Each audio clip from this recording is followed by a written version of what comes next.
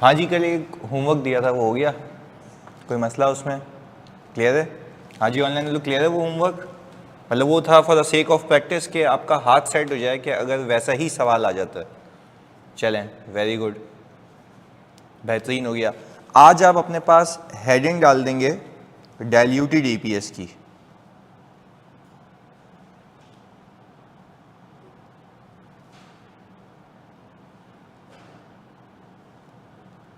हम basically basic EPS को ख़त्म कर चुके हैं ऑल टुगेदर। आज हम सीखेंगे डाइल्यूटेड ईपीएस। अच्छा सर, पहले ये फ़र्क बता दें क्या है। हमने ये कहा कि सर जो हमने पहले सीखा था वो कौन सी ईपीएस थी? Basic EPS. ये होती है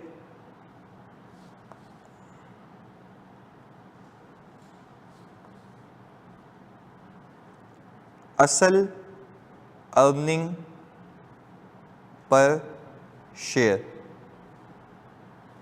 ये जो हमने कल तक सीखा था ना वो रियल थी, यानी ये थी असल में जो अर्निंग पर शेयर है जो हमने सीखा भी।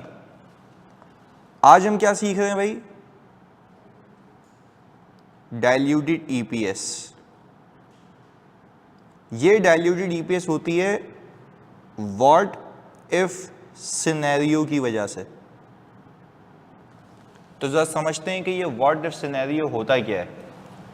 मैंने ये कहा कि भाई मेरी कंपनी है, सही जी, इस कंपनी ने सबसे पहले कौन सी ईपीएस निकाली? फर्स्ट ईपीएस आपने कौन सी निकाल ली? Basic EPS. उस पर तो कोई दो राय है ही नहीं, पहले तो यही निकलेगी क्योंकि ये असल अर्निंग है आपकी। आपने बेसिकली बता दिया कि कंपनी ने अपने एक शेयर होल्डर को एक शेयर पे इतना कमा के दिया। ये कौन सी ईपीएस हो गई? Basic EPS. अब कंपनी को कहा गया हो सकता है कि कंपनी ने जो है वो लोन ऑब्टेन किया हुआ। अजम्पशन ने क्या ऑब्टेन किया हुआ?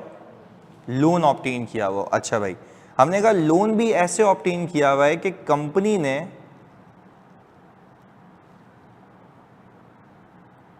Issued 10,000 debentures of ₹100 each. अच्छा, कंपनी गई मार्केट में और मार्केट को कहा कि भाई हमें आपसे पैसे चाहिए।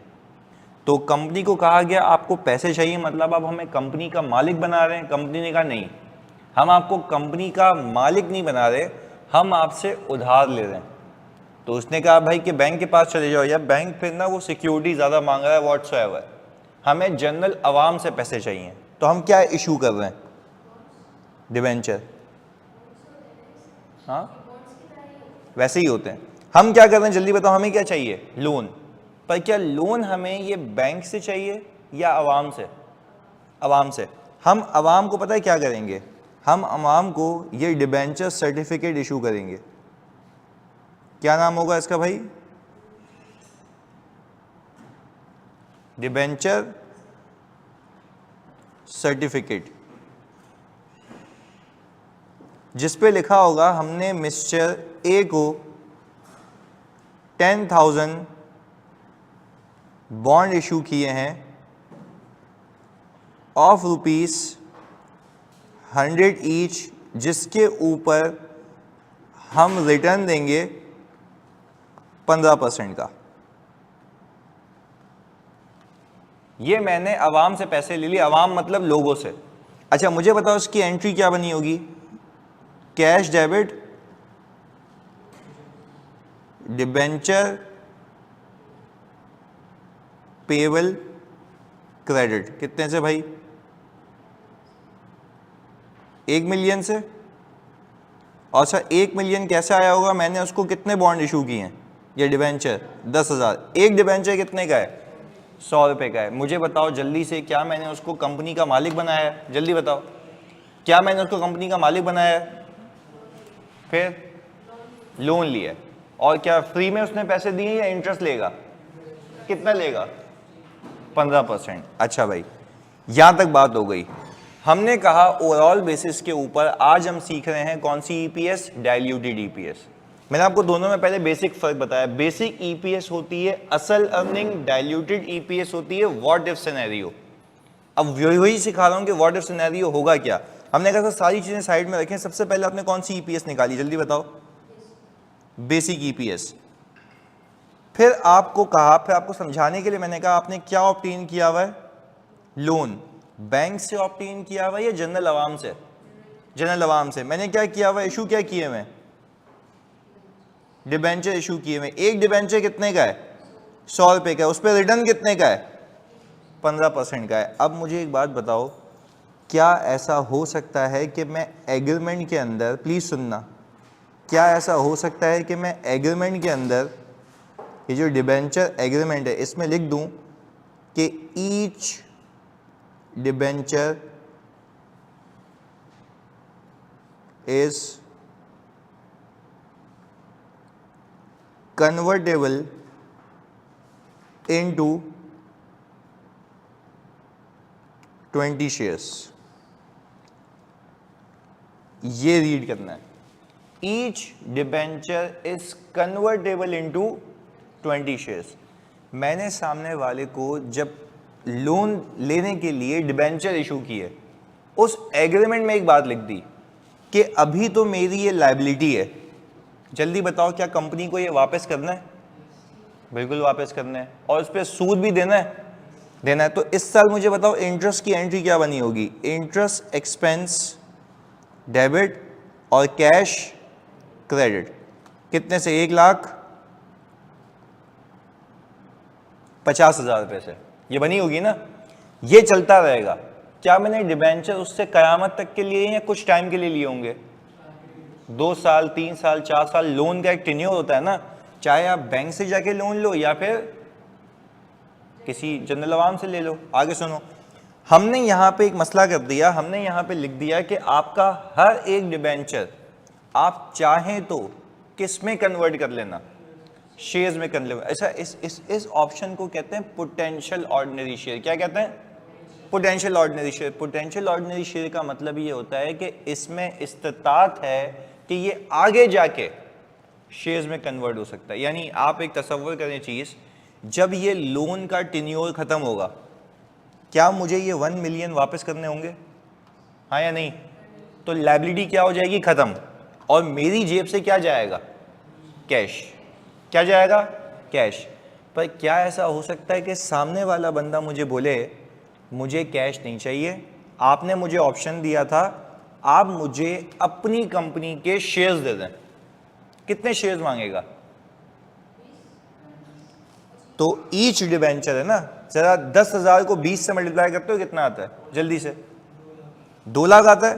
तो आपने कहा कि अगर आप समझने के लिए 10,000 क्या मौजूद है मेरे पास, जल्दी बताओ?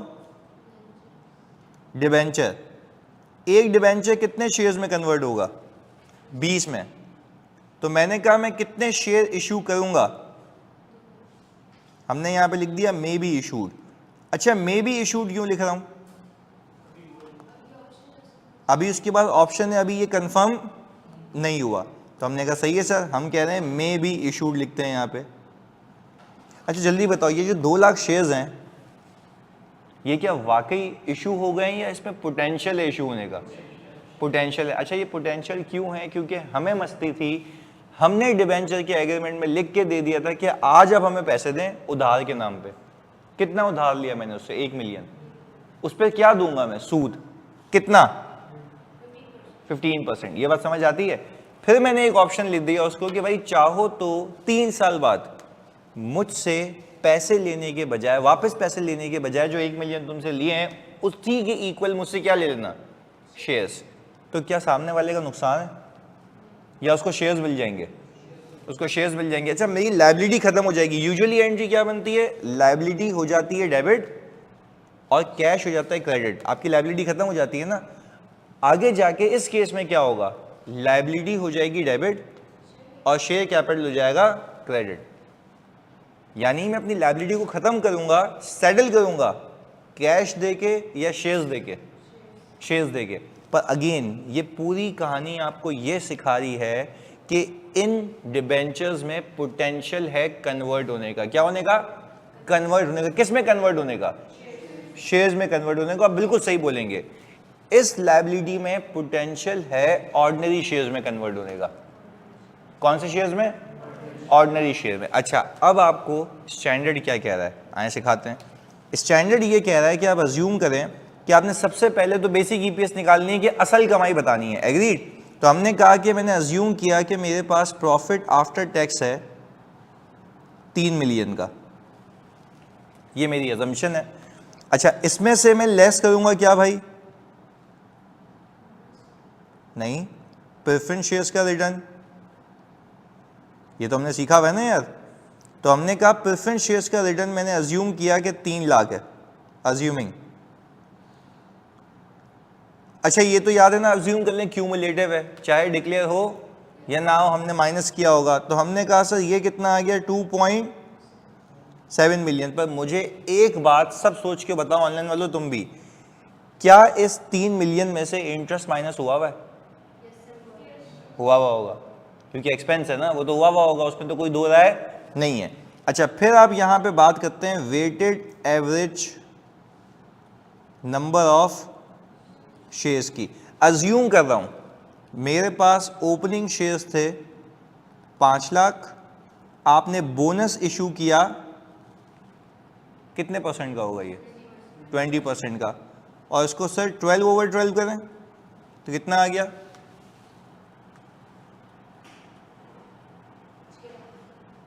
कितना? 6 लाख। ये क्या होगा? Weighted average number of shares. अच्छा, मुझे बताओ, आपने बेसिक ईपीएस निकाली होगी कितनी? जल्दी से 2.7 मिलियन डिवाइडेड बाय 4.5 पर शेयर। आप अपने शेयर होल्डर को बोल रहे हो बाबू तुमने 4.5 पर शेयर कमाया है। अब आपका स्टैंडर्ड कहता है, ये आपने बता दिया ना, अब आप अपने आप से सवाल पूछो, क्या आपके पास आपकी कंपनी में कोई पोटेंशियल ऑर्डिनरी शेयर्स मौजूद है? जवाब आएगा यस। पोटेंशियल ऑर्डिनरी शेयर क्या? जिसमें इस्तिताअत हो कन्वर्ट होने की into ordinary shares, into ordinary share. तो ये स्टैंडर्ड आपको ये कह रहा है कि आप एक व्हाट इफ सिनेरियो बताओ, अपने शेयर होल्डर को आगाह करो। आज हुआ नहीं है, हो सकता है, तो शेयर होल्डर को बताओ कि आपके पास, जल्दी से मुझे बताना, आपके पास जो अर्निंग है, जो बेसिक ईपीएस के लिए शेयर होल्डर्स की है, वो कितनी है? 2.7 मिलियन थी ना अर्निंग। अर्निंग पर शेयर नहीं बोला मैंने, अर्निंग बोली है। कितनी है वो? 2.7 मिलियन। इनके शेयर्स कितने हैं? 6 लाख। ईपीएस कितनी निकाली थी आपने? 4.5 पर शेयर। अब आपको IAS 33 ये कह रहा है, आप ये बताएं, प्लीज सुनिएगा, आपको IAS 33 ये कह रहा है, आप अपने शेयर होल्डर को ये बताओ कि अगर ये कन्वर्ट हो जाते, जो कि हुए नहीं है, व्हाट इफ सिनेरियो है ना, असल तो नहीं हो रहा, व्हाट इफ है, अगर ये कन्वर्ट हो जाते तो क्या होता आपकी ईपीएस के साथ? तो आज ही इसको आगाह कर दो कि ये हो सकता है, जो कि हुआ नहीं है। देखो ना, यहां पे मैंने क्या लिखा है, बेसिक ईपीएस का मतलब है असल earning per share, diluted EPS का मतलब क्या है? What if scenario. पे मैंने कहा डाइल्यूटेड ईपीएस निकाली क्यों जाती है? देखो ये लिखा हुआ, it is calculated for potential ordinary share. Potential ordinary share का मतलब है ऐसे उधार, ऐसे इंस्ट्रूमेंट, जैसे डिबेंचर एक इंस्ट्रूमेंट है ना, जिसमें पोटेंशियल हो किस में कन्वर्ट होने का? ऑर्डिनरी शेयर्स में कन्वर्ट होने का। देखो क्या लिखा हुआ है, are those instruments that have a potential of being converted into ordinary shares. तो मुझे बताओ, बेसिक ईपीएस तो बता दी ना तुमने शेयर होल्डर को। अब आप अपने आप से सवाल पूछोगे एग्जाम के अंदर, सवाल के अंदर या प्रैक्टिकल लाइफ के अंदर, क्या उस कंपनी में पोटेंशियल ऑर्डिनरी शेयर्स मौजूद हैं? अच्छा, पोटेंशियल ऑर्डिनरी शेयर्स क्या होंगे? वो इंस्ट्रूमेंट जिसमें इस्तिताअत होगी कन्वर्ट होने की इनटू ऑर्डिनरी शेयर। अगर जवाब आता है यस, तो आप अपने शेयर होल्डर को बताओगे कि अगर ये कन्वर्ट हो जाते, क्या असल में हुए हैं या व्हाट इफ है? व्हाट इफ है, तो आप ये बोलेंगे कि भाई यहां पे मैं डिबेंचर का कन्वर्जन इंपैक्ट बताऊंगा, डिबेंचर का कन्वर्जन इंपैक्ट बताऊंगा। मुझे जल्दी से एक बात बताओ, आपको क्या ये बात पता है कि 2.7 मिलियन जो आपको दिया हुआ ये किसके पैसे हैं? ऑर्डिनरी शेयर होल्डर के। सर वो तो 3 मिलियन नहीं थे, उसमें से कौन पैसे ले गया? प्रेफरेंस शेयर, तो बचे कितने? 2.7। पर अगेन मैं आपसे पूछता हूं कि 2.7 में से इंटरेस्ट माइनस हुआ है? पक्का? चलें जी, पर आप तसव्वुर करें कि अगर ये कन्वर्ट हो जाएंगे तो क्या वो इंटरेस्ट आपको देना पड़ेगा या बच जाएगा? पक्की बात है, हाँ या नहीं? देखो भाई, सवाल ये है कि आपने ये इंटरेस्ट दिया था ना, ये वाला, ये इंटरेस्ट दिया था। मैंने आपसे पहला सवाल पूछा क्या ये इंटरेस्ट इस 2.7 मिलियन में से माइनस हुआ है? आपका जवाब आया यस। तो मैं दूसरा सवाल पूछा, आप जब व्हाट इफ सिनेरियो बता रहे हैं अपने शेयर होल्डर को कि अगर ये कन्वर्ट हो जाएंगे या हो जाते इनटू ऑर्डिनरी शेयर, तो क्या ये इंटरेस्ट रहता या बच जाता? व्हाट इफ है ना, कि अगर ये होगा तो पोटेंशियली ये हो सकता है मैक्सिमम, तो कन्वर्ट हो जाएंगे तो मुझे इतना पता है कि ये इंटरेस्ट की बचत हो जाती, क्योंकि वो लैंडर नहीं रहता, वो शेयर होल्डर बन जाता। क्या बन जाता? लैंडर क्यों नहीं रहता? उसने कन्वर्ट कर लिया होता, जो कि हुआ नहीं है। तो क्या हम इस बात पे एग्री कर रहे हैं बच्चों के यहां पे हम इंटरेस्ट की सेविंग कर लेते, जो कि हुई असल में नहीं है, हो सकती थी। कौन सा सिनेरियो है? What if scenario. अच्छा मुझे एक बात बताओ, यहां पे हम कर लेते हैं ना, जल्दी से मुझे बताओ इंटरेस्ट कितना था? वो 1,50,000। पर मेरा आपसे दूसरा सवाल है, ये जो 1,50,000 रुपये का इंटरेस्ट है, अगर इनकम बनता तो उस पर टैक्स भी तो देते। देखो ऊपर आपने क्या लिया हुआ है, जल्दी बताओ। After tax. तो मुझे बताओ, जब आपने एक्सपेंस किया तो टैक्स की बचत हुई थी ना, अब जब इनकम बन जाएगी तो क्या इस पर टैक्स देना पड़ेगा, हाँ या नहीं? तो मुझे बताओ कि क्या मैं यहाँ पे 1,50,000 ऐड करूँ या आफ्टर टैक्स ऐड करूँ? आफ्टर टैक्स ऐड करूँ। तो मुझे बताओ 1,50,000 का 70% कितना आता है? जल्दी से, 1,50 का 70%, 105,000। सर मैं आपको ये प्रूफ करने लगा हूं कि अगर आपका पूरा पीएनएल बनाते तो उसके अंदर अगर इंटरेस्ट एक्सपेंस आता ना, वो आपने 1,50 लिया हुआ होगा, सही है, पर इस पे आपको टैक्स सेविंग भी तो मिली होगी ना, गवर्नमेंट ने आपको इस पर टैक्स माफ भी तो किया होगा ना। यानी आप जब पूरा पीएनएल बनाते हो तो जो खर्चा करोगे उस पर टैक्स लगेगा या टैक्स बचेगा? टैक्स लगेगा या टैक्स बचेगा? नहीं नहीं यार, खर्चा करोगे तो टैक्स बचेगा ना भाई। ये देख लो, आप ग्रॉस प्रॉफिट लिखो अपना, ये आपके बेसिक्स बड़े वीक हैं भाई। आप अपना ग्रॉस प्रॉफिट लिखें 6 लाख, उसमें से इंटरेस्ट एक्सपेंस माइनस कर दें कितने का? 1,50 का। इस पे 30% का टैक्स दो, कितना आता है? जीपी पे माइनस करने से पहले जल्दी से, ताकि ये क्लियर करो पहले,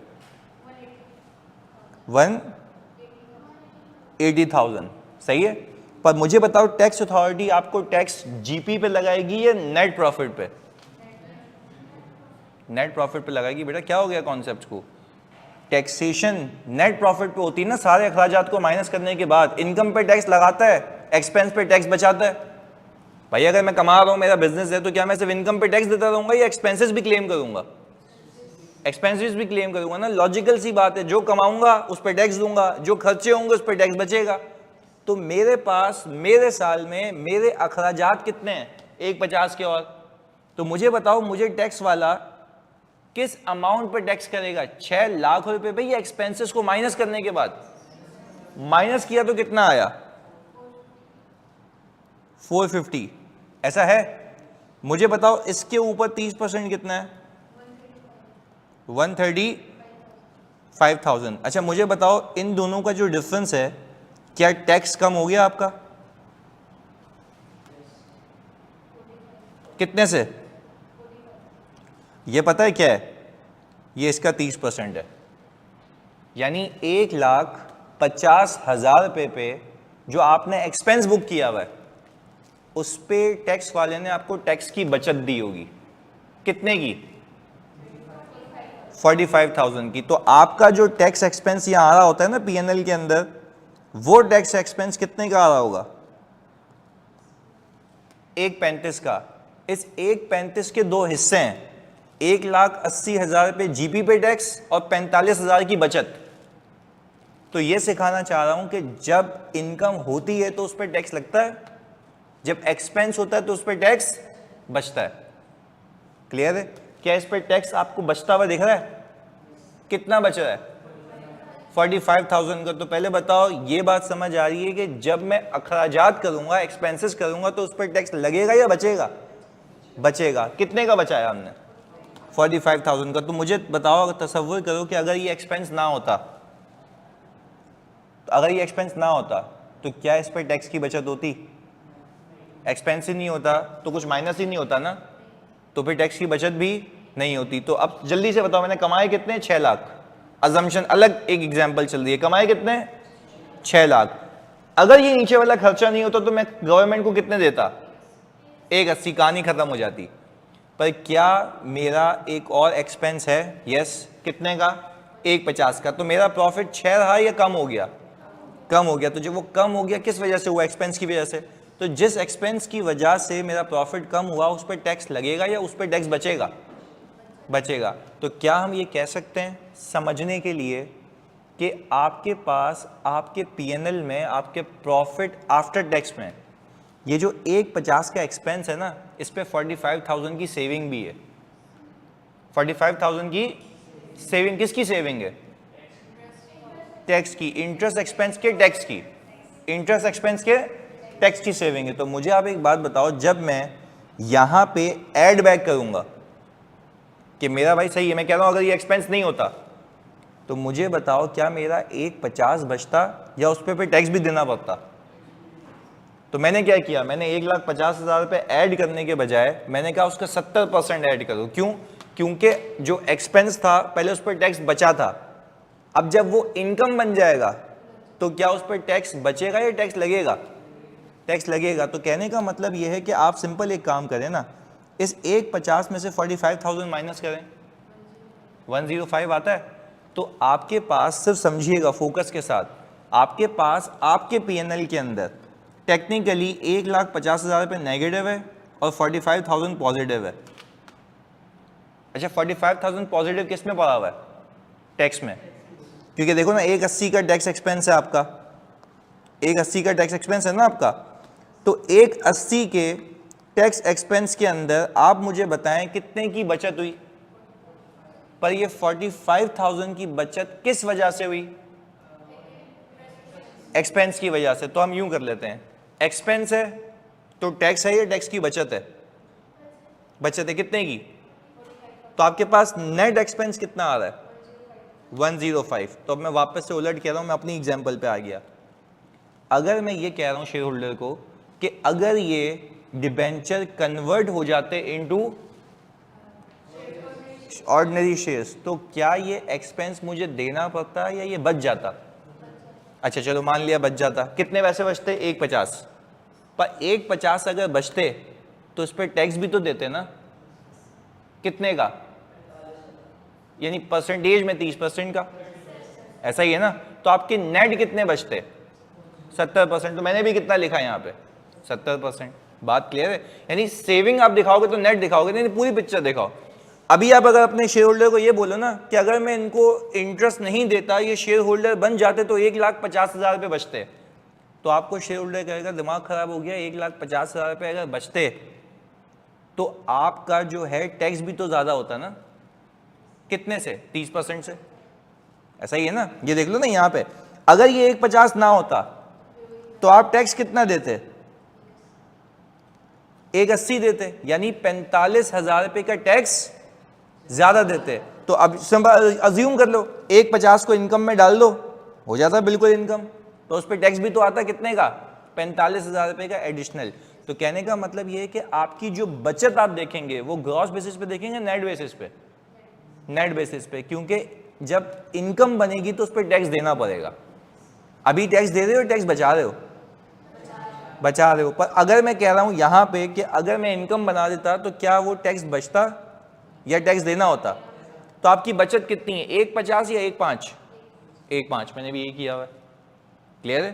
तो आपने शेयर होल्डर को पहली बात तो ये बोल दी, शेयर होल्डर को पहली बात तो ये बोल दी कि अगर ये कन्वर्ट हो जाते तो मैं आपको सेविंग करके दे सकता था कितनी, 1.5 की। वाई नॉट, जल्दी बताओ 1.50? क्योंकि टैक्स भी लगेगा ना, तो टैक्स लगेगा तो आपकी बचत ग्रॉस होगी या नेट होगी, नेट होगी। चलें ये बात समझ आती है। फिर आपने शेयर होल्डर को कहा कि भाईजान सिर्फ ये नहीं होता, वो फिर नंबर ऑफ शेयर्स में भी पार्टिसिपेट करते। भाई अगर कन्वर्ट हो जाते तो क्या वो पुराने वाले शेयर्स देते या नए शेयर्स आ जाते, न्यू शेयर्स आते? तो देखो यहाँ पे क्या लिखा था मैंने कि each bond is convertible into 20 shares. तो एक डिबेंचर अगर 20 शेयर्स में कन्वर्ट हो सकता है तो मैंने कितने डिबेंचर इशू किए हुए, 10,000। तो कितने शेयर इशू करूंगा, 2 लाख। तो मैंने कहा भाई अगर ये कन्वर्ट हो जाते ना तो ये जो है भाई 2 लाख ऑर्डिनरी शेयर्स में कन्वर्ट हो जाते। अच्छा मैंने कहा सर पूरा इंपैक्ट क्या है, तो सीधा सीधा बताओ। उसने मतलब सबसे पहले कौन सी ईपीएस निकाल लो, बेसिक, बेसिक की अर्निंग आ जाएगी, बेसिक के शेयर्स आ जाएंगे, बेसिक ईपीएस आ जाएगी। फिर शेयर होल्डर को ये बताओ कि अगर आपके पास कोई पोटेंशियल कन्वर्टेबल इंस्ट्रूमेंट्स मौजूद हैं तो वो पोटेंशियल कन्वर्टेबल इंस्ट्रूमेंट क्या वाकई कन्वर्ट होगा या हो सकते हैं, हो सकते हैं। तो उसको ये बताओ कि अगर ये कन्वर्ट हो जाते तो हमारे 2 इंपैक्ट आते, एक एक्सपेंस की बचत हो जाती, दूसरा नंबर ऑफ शेयर्स बढ़ जाते हैं। अच्छा नंबर ऑफ शेयर्स कैसे बढ़ जाते हैं भाई, सीधी सी बात है, जब वो इस ऑप्शन को एक्सरसाइज कर लेगा तो लायबिलिटी खत्म हो जाएगी ना। पर लायबिलिटी खत्म होकर क्या इशू हो जाएंगे, ऑर्डिनरी शेयर इशू होंगे। तो मैंने कहा भाईजान इस खुशफहमी में नहीं रहना कि तुम्हारे से पैसे बचेंगे, पैसों के साथ साथ वो भी अपने शेयर इशू करवाएंगे। क्लियर है? तो अब मुझे बताओ मेरी कंपनी की रिवाइज अर्निंग कितनी हो जाएगी इन दोनों को प्लस करके, 280,500 और ये कितना हो जाता, 8 लाख। मैंने कहा भाईजान अब पूरी कंपनी के हालात वाकयात ये होते, क्या नए शेयर होल्डर्स आ जाते, ऐसा ही है? अच्छा अब मुझे बताओ इसको इससे डिवाइड करो तो कितना आता है, 3.51 पर शेयर। चलें अब मुझे 3.506 आ रहा है, चलो यूं कर लेते हैं, 3.506 पर शेयर। सर ये ईपीएस आपकी क्या हुआ, डिक्लाइन हो गई। डिक्लाइन को कहते हैं क्या हो गई, डाइल्यूट हो गई, कम हो गई। तभी तो शेयर होल्डर को बोला कि भाई देख लो ये हो सकता है अगर ये क्या हो जाए, कन्वर्ट हो जाए। और देखो डाइल्यूट होना बनता भी था, रीजन है इसके पीछे, क्योंकि आप शेयर होल्डर को कह रहे हो कि भाई आप अभी कुछ शेयर होल्डर हो जो प्रॉफिट में पार्टिसिपेट कर रहे हो, अभी इसी प्रॉफिट की पार्टिसिपेशन में अगर कुछ और लोग आ जाएं तो आपकी अर्निंग तो गिर जाएगी ना। कि एक गुल्लक है जिसमें 4 खाने वाले हैं, उसमें अगर 6 हो जाएं तो क्या पर बंदे की अर्निंग कम हो जाएगी, यही तो बता रहा हूँ। पर उसमें ये भी बता रहा हूँ कि चलो सही है वो कन्वर्ट हो जाएगा तो उसमें कुछ सेविंग भी होगी, पर सेविंग से ज़्यादा नंबर ऑफ शेयर चले जाएंगे जिसमें तुम सबकी अर्निंग पर शेयर क्या हो जाएगी, कम हो जाएगी। ये इसलिए बता रहा हूँ कि उसको मैं आगाह कर दूँ कि भाई पोटेंशियल ऑर्डिनरी शेयर्स मौजूद हैं, कल को ऐसा हो तो मुझे कहना नहीं, क्योंकि हमने कंपनी को चलाने के लिए पैसे लिए थे और वो पैसे उधार की मद में लिए थे। उधार तो उधार है, पर अगेन इस केस में मैं तब आऊंगा जब मैंने ये ऑप्शन दिया हो सामने वाले को कि these are convertible into ordinary shares. तो यानी अभी भी पूरी कहानी वही है, पूरी कहानी वही है कि पहले बेसिक ईपीएस निकाल लो। और प्लीज बेसिक ईपीएस निकालते वक्त आपने इस चीज का सोचना ही नहीं है कि कोई डाइल्यूटेड जैसी चीज है। बेसिक ईपीएस निकाल के साइड में कर दो, अब अपने आप से सवाल पूछो, पूरे सवाल के अंदर क्या कोई ऐसा इंस्ट्रूमेंट है जो कन्वर्ट हो सकता हो किसमें, ऑर्डिनरी शेयर में? क्या सवाल में था? यस, क्या था वो? डिबेंचर। अच्छा, फिर आपको याद आएगा डिबेंचर पे क्या बुक हुआ हुआ है? इंटरेस्ट। आप ये शेयर होल्डर को बताएंगे कि अगर ये कन्वर्ट हो जाएगा तो दो इंपैक्ट होंगे। पहला, अर्निंग में बचत। पहली क्या होगी? अर्निंग में बचत। कितनी होगी? 105। Why I am not saying 150? Tax भी तो देंगे ना भाई। अगर 150 की इनकम बनाऊंगा तो उस पर टैक्स भी देना पड़ेगा, लॉजिकल सी बात है। तो अभी भी तो यही हुआ हुआ है, 150 का एक्सपेंस है पर उस पर टैक्स बचा हुआ है, तो अभी भी मेरे पीएनएल में वो नेट ही है। 150 का एक्सपेंस है और नीचे कितने का टैक्स बच गया? 45,000 का। तो नेट एक्सपेंस कितना है मेरा? 105। मैं वही तो ऐड बैक कर रहा हूँ 105, यानी एक्सपेंस भी नेट पड़ा हुआ है, इनकम भी नेट ही ऐड करूंगा, लॉजिकल सी बात है। आगे मैंने कहा क्या सिर्फ ये इंटरेस्ट की बचत होगी या नंबर ऑफ शेयर्स भी इशू होंगे? तो दो इंपैक्ट होंगे, इसके कन्वर्ट होने से दो इंपैक्ट आएंगे, एक अर्निंग की बचत होगी और नंबर ऑफ शेयर्स में इजाफा हो जाएगा। मैंने कहा फिर इसके कन्वर्ट होने के बाद क्या होगा? अर्निंग चेंज हो जाएगी, शेयर्स भी चेंज हो जाएंगे। अर्निंग पर शेयर कितनी हो जाएगी? 3.506। क्या आपकी अर्निंग डाइल्यूट हो जाएगी? इस डाइल्यूशन को कहते हैं डाइल्यूटेड ईपीएस। इस डाइल्यूशन को क्या कहते हैं? Diluted EPS. कि आपकी ईपीएस डाइल्यूट हो जाएगी इस वजह से। पर क्या वो वजह अकर हो चुकी है या हो सकती है? What if scenario. ये भी हुआ होता तो भाई वो तो पहले ही बेसिक में आ जाता। हम तो ये बता रहे हैं कि ये हो सकता है। बात क्लियर है? कॉपी करें इसको जल्दी से।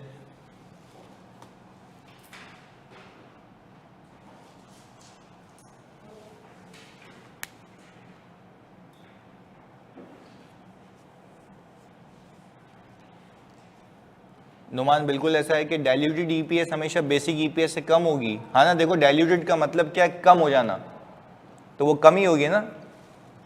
अगर ज्यादा हो गई तो वो तो एंटी डाइल्यूटिव हो जाएगी। वो आगे सीखते हैं।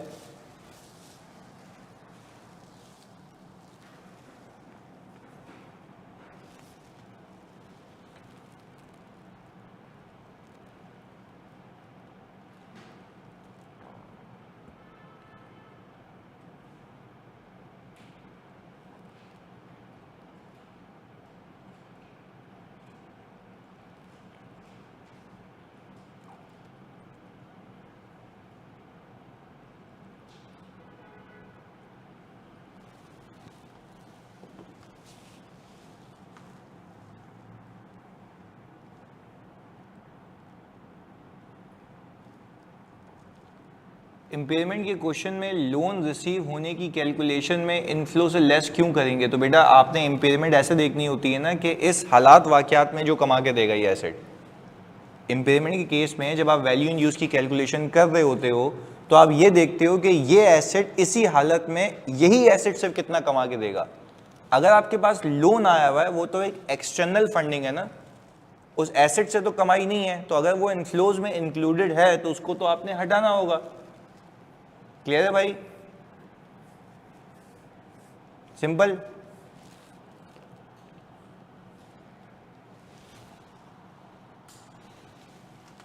हाँ जी, आगे करें।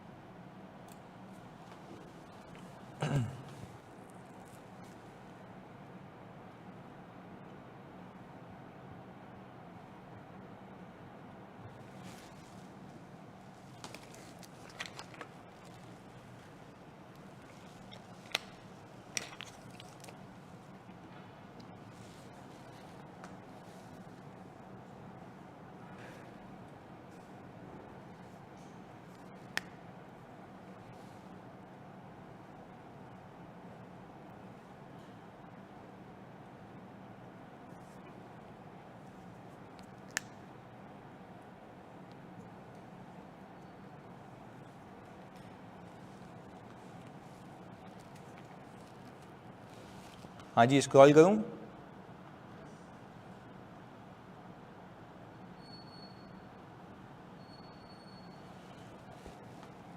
अच्छा, आज तक फिर हमने डाइल्यूटेड ईपीएस क्यों नहीं निकाली थी? क्योंकि हमारे पास लोन होता भी तो वो हो सकता है कि कन्वर्टेबल, देखो लोन होना अलग बात है, उसका कन्वर्टेबल होना अलग बात है। तो अगर लोन है भी और वो कन्वर्टेबल इनटू ऑर्डिनरी शेयर नहीं है तो फिर डाइल्यूटेड ईपीएस तो निकलेगी नहीं ना, क्योंकि फिर उसकी गुंजाइश ही नहीं बनती।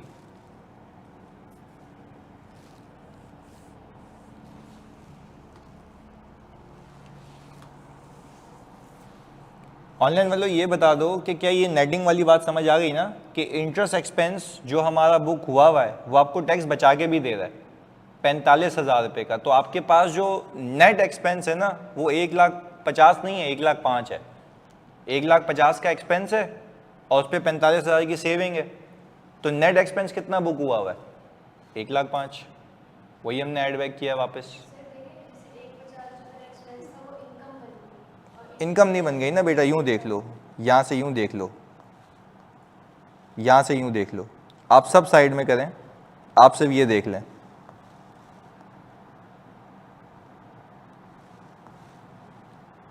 ये इसके ऊपर एक्सपेंस है, ये एक्सपेंस है। आप 6 में से ये माइनस करें, कितना आता है? जल्दी जल्दी, ये सिंपल मैथ्स है। कितना? 4,20,000 आ गया, सही है। यहां पे मैं क्या निकाल रहा हूं, क्या कह रहा हूं मैं उसको? नेट इनकम, ग्रॉस प्रॉफिट पे। इंटरेस्ट एक्सपेंस कितने का है? इस पे टैक्स लग रहा है या बच रहा है? बच रहा है। कितना आ गया नेट एक्सपेंस? 10। यूं दिखाऊं? ऐसा ही है। इन दोनों को नेट करो, कितना आता है जल्दी से? कितना? 315,000। अच्छा, आप जरा इसको प्रॉफिट को नेट करो, जो उस तरफ प्रॉफिट एंड लॉस चल रहा था, कितना आ रहा है? मैचेस से। तो यानी आपके प्रॉफिट एंड लॉस अकाउंट में ये नेट इनकम बुक हुई हुई है, ये नेट एक्सपेंस बुक हुआ हुआ है और ये टोटल नेट इनकम बुक हुई हुई है। ये सिखाना चाह रहा था। आप यूं देखते हैं, मैंने आपको यूं दिखा दिया। भाई लॉजिक रखो यार, इनकम है टैक्स दोगे, एक्सपेंस है टैक्स बचेगा। अब इसी 1,50,000 को इनकम बना दोगे तो क्या उस पर टैक्स बचेगा या टैक्स लगेगा? वही किया मैंने, ये रहा। तो इसको सिंपल क्यों नहीं ले लेते हो कि 1,05,000 पे ही आपका एक्सपेंस है नेट, तो बचेगा भी नेट।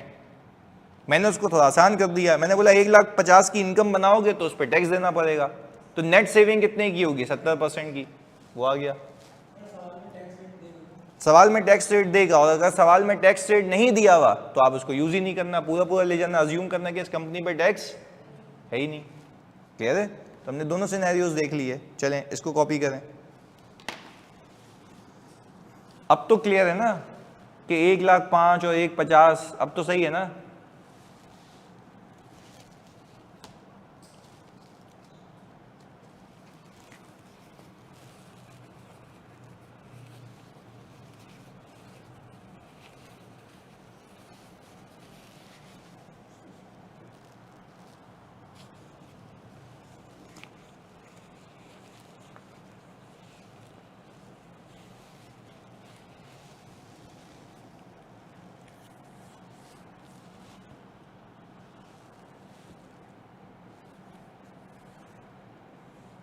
डन।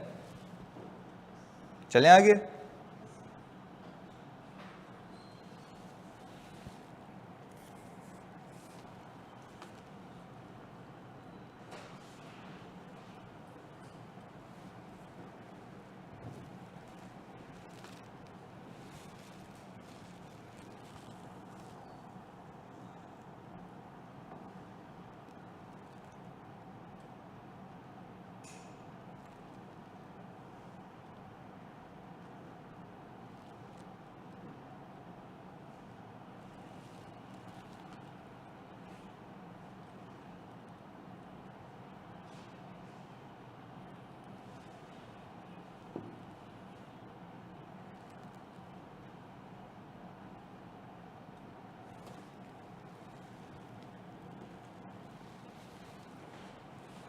पूछो ऐसे ही पूछो, पर उसके बाद पूछ लेना, अभी ईपीएस चल रहा है ना जानी।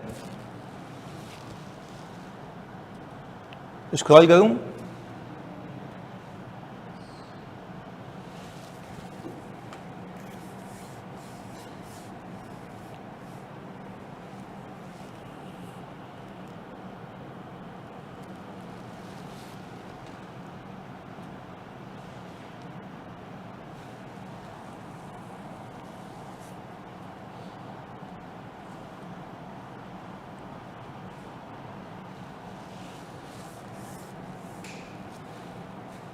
डन।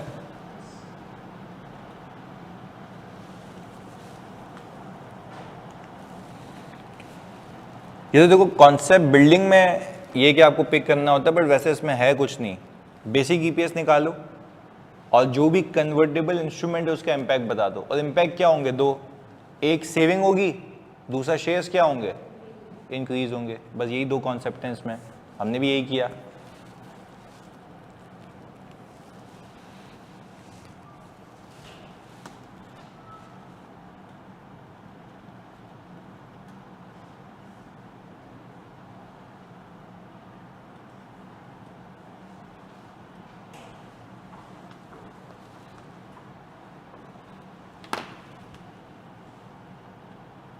हाँ जी, डन हो गया तो एक सवाल करें।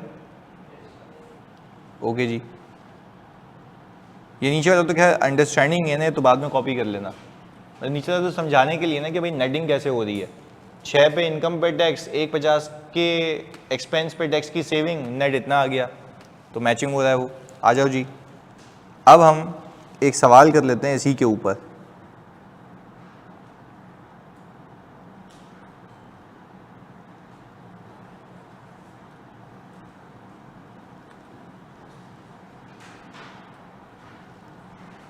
विजिबल है सवाल? इसमें आपने देखो वो लिख के दे रहा है compute basic EPS and prepare a note, और साथ साथ आपने निकालनी है कौन सी ईपीएस? Diluted EPS.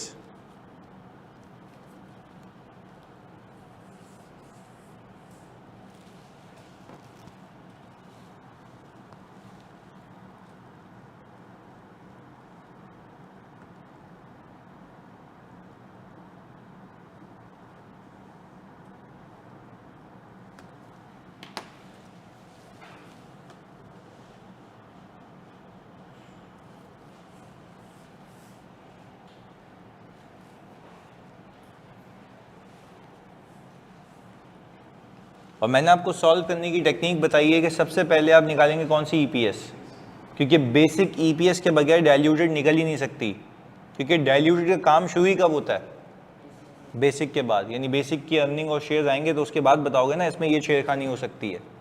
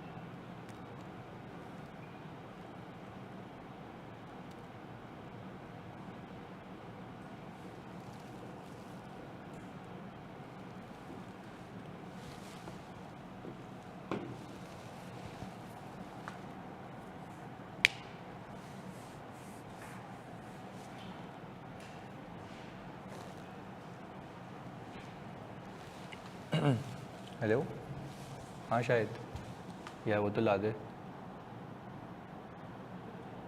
चाय, पर जल्दी ले आइयो यार, सही है ना, वही चीनी कम। ओके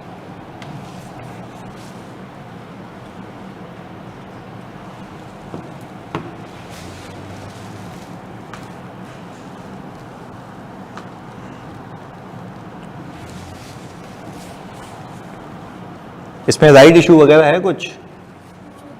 बोनस है?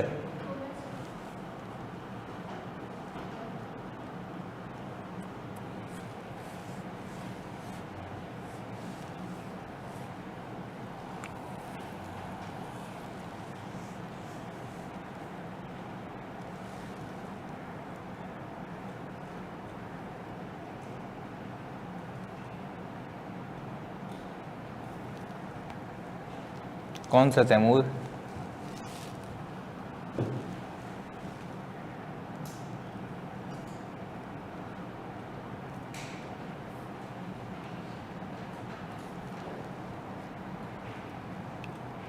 अब जाहिर सी बात है कुछ चीज़ें मैनेज करनी पड़ेंगी।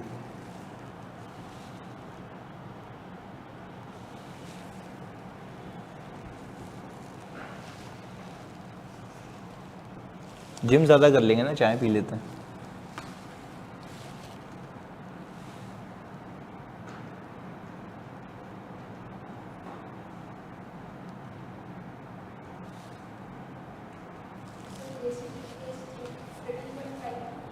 $13.52। हाँ भाई, ऑनलाइन वालों बेसिक ईपीएस कितनी आ रही है ये बता रही है यहाँ पे कि 13.52।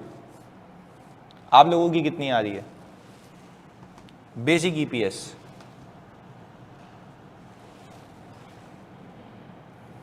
हाँ जी जल्दी।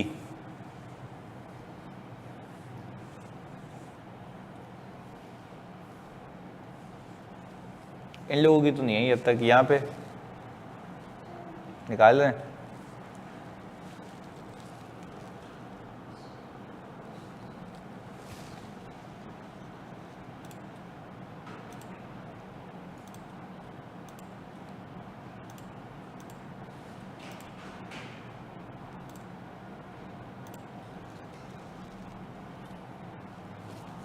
हाँ जी, नुमान, तैमूर, काजी, जल्दी बताओ मनाइल कितनी आ रही है बेसिक ईपीएस?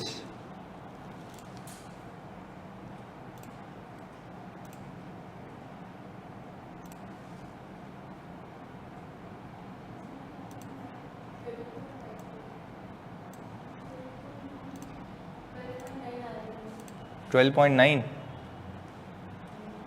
चलो देखते हैं।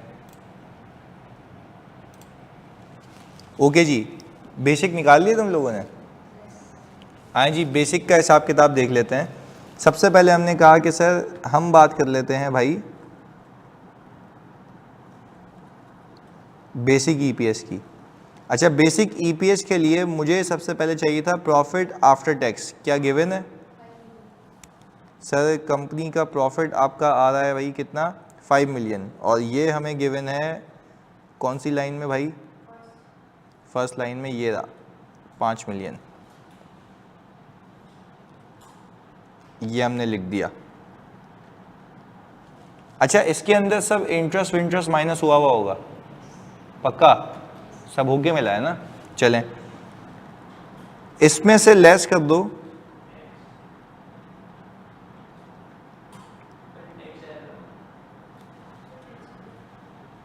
प्रॉफिट फॉर द ईयर दिया हुआ है ना जानी, तो ये तो ऑलरेडी आफ्टर टैक्स है।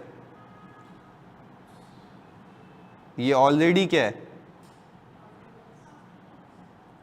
After tax. तो आप बोलेंगे सर टैक्स रेट क्यों दिया हुआ है? वो उसके लिए कि जो सेविंग तुम निकालोगे, जो सेविंग निकालोगे उसके लिए दिया हुआ है ना। प्रॉफिट फॉर द ईयर का मतलब क्या है जानी? After tax. यानी कि लिखा हुआ होता है यहाँ पे प्रॉफिट बिफोर टैक्स, तो मैं कहता है कि इसमें से टैक्स माइनस नहीं हुआ हुआ। चलें, हमने कहा लेस प्रेफरेंस शेयर्स का रिटर्न करेंगे। क्या क्यूमुलेटिव नेचर के? हाँ जी। अच्छा, अगर वो क्यूमुलेटिव नेचर के हैं तो मुझे आप एक बात बताएं, वो कितने हैं भाई? रिटर्न इसका 2 मिलियन है और 2 मिलियन पे 10%। तो हमने कहा कि सर यहाँ पे हम 2 मिलियन पे 10% का रिटर्न कितना? ये तो लाजमी किसके पैसे? प्रेफरेंस शेयर होल्डर के। तो आपने कहा ये आपके पास आ गया 4.8 मिलियन। ये वो प्रॉफिट है जो कि एट्रीब्यूटेबल है टू ऑर्डिनरी शेयर होल्डर। हमने कहा बिल्कुल सही है, पर हम उनके ऑर्डिनरी शेयर होल्डर्स के weighted average number of shares भी निकाल लेंगे। ओपनिंग शेयर्स कितने हैं इनके? सर आपने कहा ओपनिंग शेयर्स निकालने के लिए आप इसको 10 से डिवाइड करेंगे तो आपके पास आ जाएगा। अच्छा, शेयर कैपिटल एज एट 31 दिसंबर ये दिया हुआ है। कोई ऐसा जिसने ये उठा लिया हो? ये ले लिया नीचे वाला? अच्छा भाई, आप लोगों में से 3 मिलियन ही लिया हुआ है। अच्छा, 3 मिलियन लिया हुआ है, इसको 10 से डिवाइड किया है। 10 से डिवाइड करना पहले, ये नहीं लेना। तो 3950 तो साल के आखिर का है।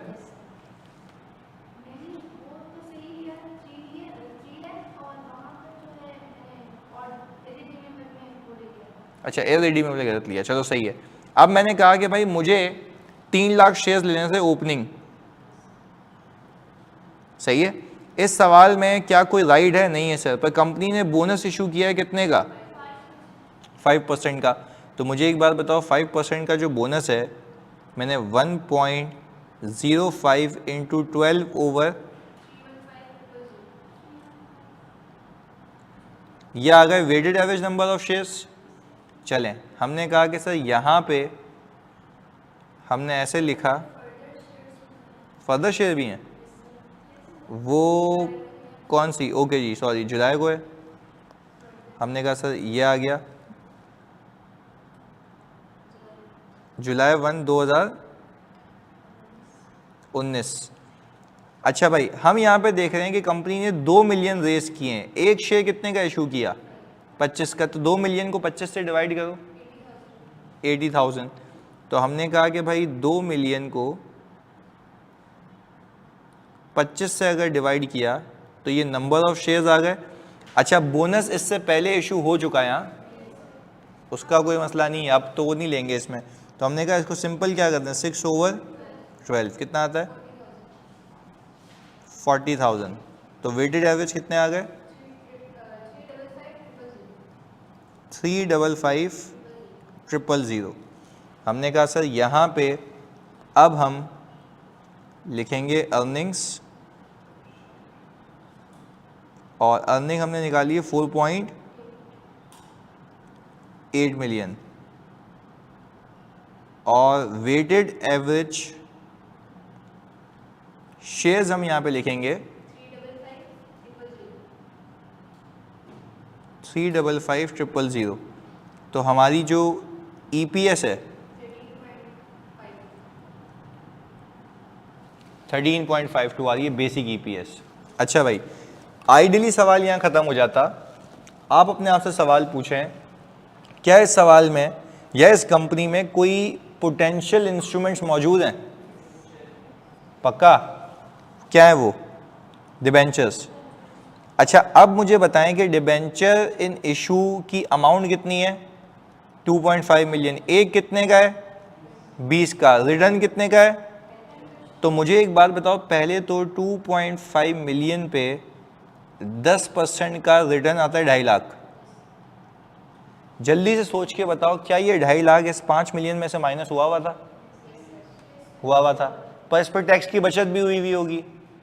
अब जब मैं इसको वापस इनकम बनाऊंगा तो क्या इस पे टैक्स भी दूंगा? तो मेरी जो बचत होगी वो ग्रॉस होगी या नेट होगी? नेट होगी। Very good. तो हमने सिंपल एक काम करना है कि हमने इसका ले लेना है 75%, 187,500। तो हमने कहा सर यहाँ पे आप लिखेंगे कौन सा इम्पैक्ट? डिबेंचर का कन्वर्जन इम्पैक्ट। आप अपने शेयर होल्डर को ये बता दो भाई अगर ये कन्वर्ट हो जाते तो ये हालात वाक़यात होते और हालात वाक़यात में वो ऐड हो जाता। वेरी गुड भाई, यहाँ पे बच्चों ने निकाली हुई है। और हमने कहा 187,500। अच्छा, शेयर होल्डर को ये बताओगे कि ये सेविंग हो जाती बस, या शेयर्स में भी इजाफा होता? शेयर होल्डर तो बोलेगा बिस्मिल्लाह, इनको बोले जल्दी से कन्वर्ट करो। अर्निंग ऊपर, ईपीएस भी ऊपर चली जाती, पर हम उसको बोलेंगे भाईजान होल्ड ऑन, ये अर्निंग में सेविंग तो होती, साथ साथ वो शेयर होल्डर्स भी प्रॉफिट में शराकत दारी करते, हो सकता है तुम्हारा प्रॉफिट भी खा जाए। तो क्या ऐसा हो रहा है कि उनका भी प्रॉफिट खाने लगे? ऐसा हो रहा है ना। अच्छा, नंबर ऑफ शेयर्स कैसे निकालेंगे भाई? वो कह रहा है कि हर एक डिबेंचर कितने शेयर्स में कन्वर्टेबल है। तो पहले ये देख लो कि नंबर ऑफ डिबेंचर्स कितने हैं। आप कहेंगे 2.5 मिलियन की जो अमाउंट है, वेरी गुड, और तो डिबेंचर की अमाउंट के नंबर कितने आ गए? 125। ये आप कह रहे हैं 125,000 डिबेंचर्स आ गए। इसको मल्टीप्लाई करेंगे 3 से, तो शेयर्स टू बी इशूड कितना आ रहा है 375,000। हम यहाँ पे आए, हमने कहा ये आ गया 375,000। इन दोनों को सम करें,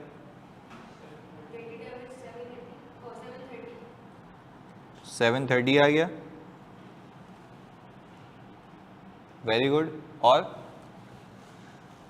ये अर्निंग 4987500, EPS 6.83। ये EPS कम हो गई आपकी, कम होने को हम इसकी ज़बान में क्या कहते हैं, डाइल्यूट हो गई। और डाइल्यूट होने की वजह है ना कि आप उसको कह रहे हो अगर ये चुरंगियाँ कन्वर्ट हो गई तो ये अपना प्रॉफिट तो चलो लेके आ रही हैं, कुछ बचत होगी, पर आपका प्रॉफिट भी खा जाएंगे, क्योंकि वही अर्निंग अब ज़्यादा लोगों में बढ़ेगी। बात समझ आ रही है? तो क्या ये बताना लाजिम है? बिल्कुल लाजिम है, क्योंकि अगर कन्वर्टेबल इंस्ट्रूमेंट्स मौजूद हैं तो शेयर होल्डर को आगाह कर दो कि ये हो सकता है जो कि हुआ नहीं है। What if scenario. क्लियर है? पक्की बात है? ऑनलाइन तो जल्दी बताओ, क्लियर है ये? हाँ जी, जल्दी से सारे बच्चों, क्लियर है? ओके, अब हमने ये तो एक हिसाब किताब किया ना इसका, अब इसमें एक और हिसाब किताब सीखते हैं। अभी मैंने आपको सिखवाया, जो भी बोला मैंने वो था कन्वर्टेबल डेट। क्या था? Convertible debt. अब हम सीखते हैं कन्वर्टेबल प्रेफरेंस शेयर्स। समझते हैं पहले। कन्वर्टेबल प्रेफरेंस शेयर्स का मतलब ये है कि वो प्रेफरेंस शेयर्स अब ऑर्डिनरी शेयर्स में कन्वर्ट हो सकते हैं। अभी तक हमने क्या सीखा? डेट, उधार। अब क्या सीख रहे हैं? प्रेफरेंस शेयर होल्डर किस में कन्वर्ट हो सकते हैं, तो उसका इंपैक्ट क्या होगा जरा वो सीख लेते हैं। तो अपने पास हेडिंग डाल दें जल्दी, concept of convertible preference shares. Concept of convertible preference share.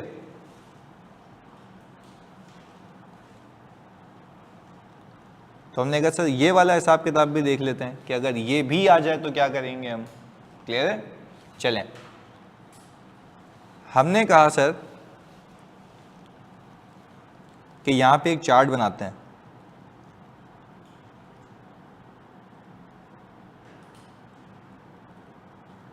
इसमें आपकी अटेंशन चाहिए होगी तो ये बहुत आसानी से हो जाएगा, अदरवाइज आप सोचते ही रह जाएंगे, जैसे आप लोगों ने सलूक किया था टेक्स्ट के साथ अभी कुछ देर पहले।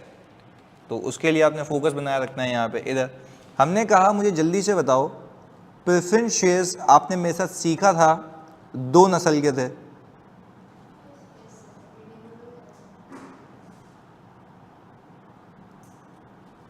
सर आपने कहा एक था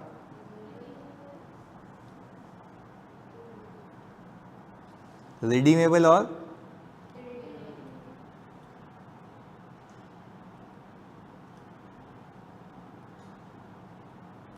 इररिडीमेबल।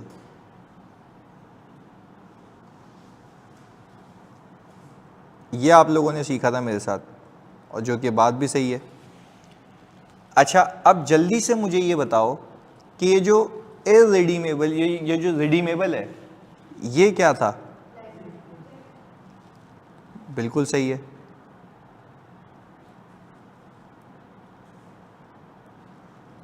इसके ऊपर आने वाला जो रिटर्न है उसको हम क्या कहते थे? इंटरेस्ट कहते थे।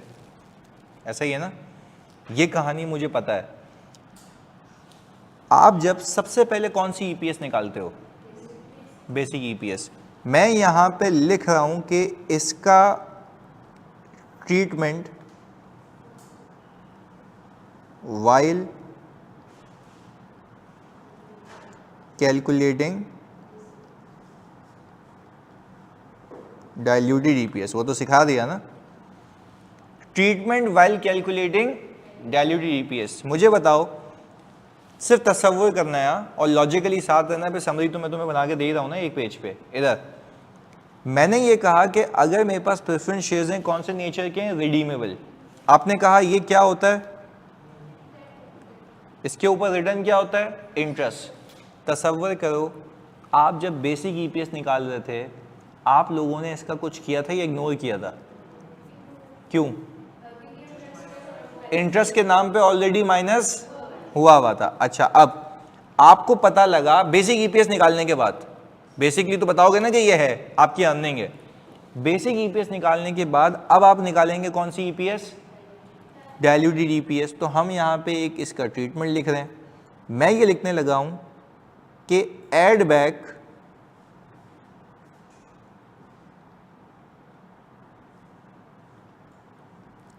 Interest net of tax. सही कह रहा हूं? वापस से बेसिक ईपीएस निकाल रहे थे तो बेसिक ईपीएस की अर्निंग में से ये ऑलरेडी माइनस हुआ था। आपने कहा था ये शेयर होल्डर का पैसा है ही नहीं, ऑर्डिनरी शेयर्स का तो नहीं था ना। अब आप जब डाइल्यूटेड निकालेंगे और आपको पता लगा कि ये कन्वर्टेबल हैं, तो अब आप व्हाट इफ सिनेरियो बताएंगे। तो व्हाट इफ सिनेरियो के लिए क्या आप अब इस इंटरेस्ट की सेविंग बताएंगे? बताएंगे ना। तो this is as good as जो अभी केस किया था कि वही एक्सपेंस की सेविंग होगी। हमने कहा ये हो गया। अच्छा भाई, ये तो हो गया एक किस्सा कि हमने कहा मैं ऐड बैक कर दूंगा इंटरेस्ट नेट ऑफ टैक्स में। नेट ऑफ टैक्स क्यों ऐड कर रहा हूं? एक्सपेंस था तो टैक्स बच गया था, अब इनकम होगी तो टैक्स लग जाएगा। चलें जी, फिर मैंने कहा यहां पे एक मैं चीज और लिख रहा हूं, इंक्रीज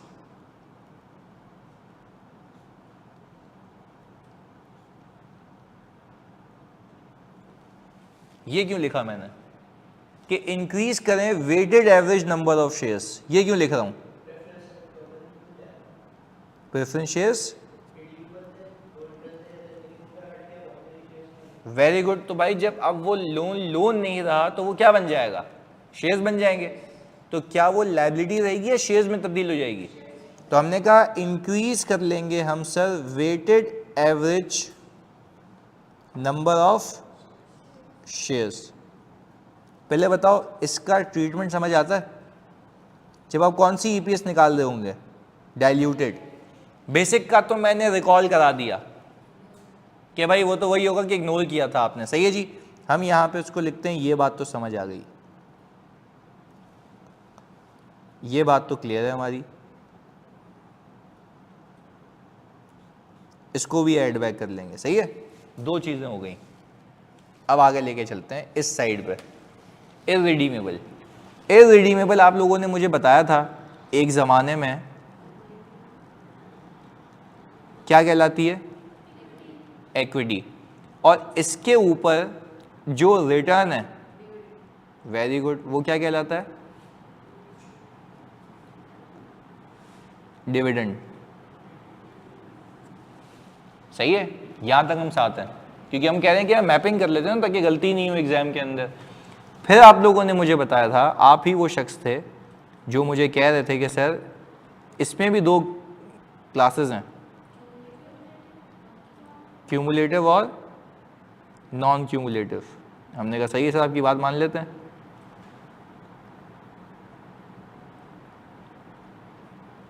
क्यूमुलेटिव था और नॉन क्यूमुलेटिव था, ये बात हमने की थी। अच्छा, अब यहाँ पे जो आप लोगों ने ट्रीटमेंट बताना है,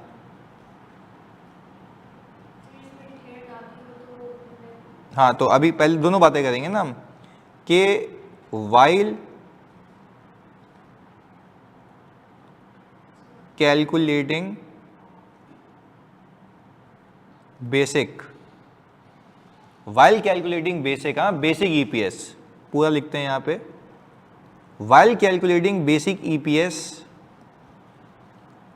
आपने यहां पे जल्दी से मुझे बताओ प्रॉफिट आफ्टर टैक्स में से लेस किया था, ऐसा ही है? और लेस किया था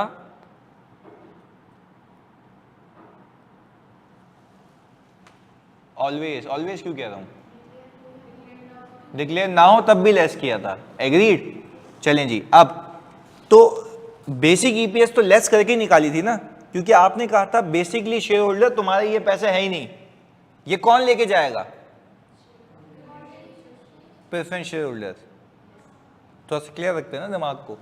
फिर कह रहा हूं, जब बेसिक ईपीएस निकाल देते हम, तो हमने कहा था इस प्रॉफिट आफ्टर टैक्स में से ये पैसे लाजमी कौन लेके जाएगा, प्रेफरेंस शेयर होल्डर, क्योंकि वो तो अपनी जगह सही है ना यार, बेसिकली तो असल अर्निंग है, असल अर्निंग तो इसको हटा के थी, वो तो बता दिया ना, और वेटेड एवरेज शेयर्स भी निकाल लिए होंगे, ऑर्डिनरी शेयर्स, बेसिक ईपीएस आ गई होगी।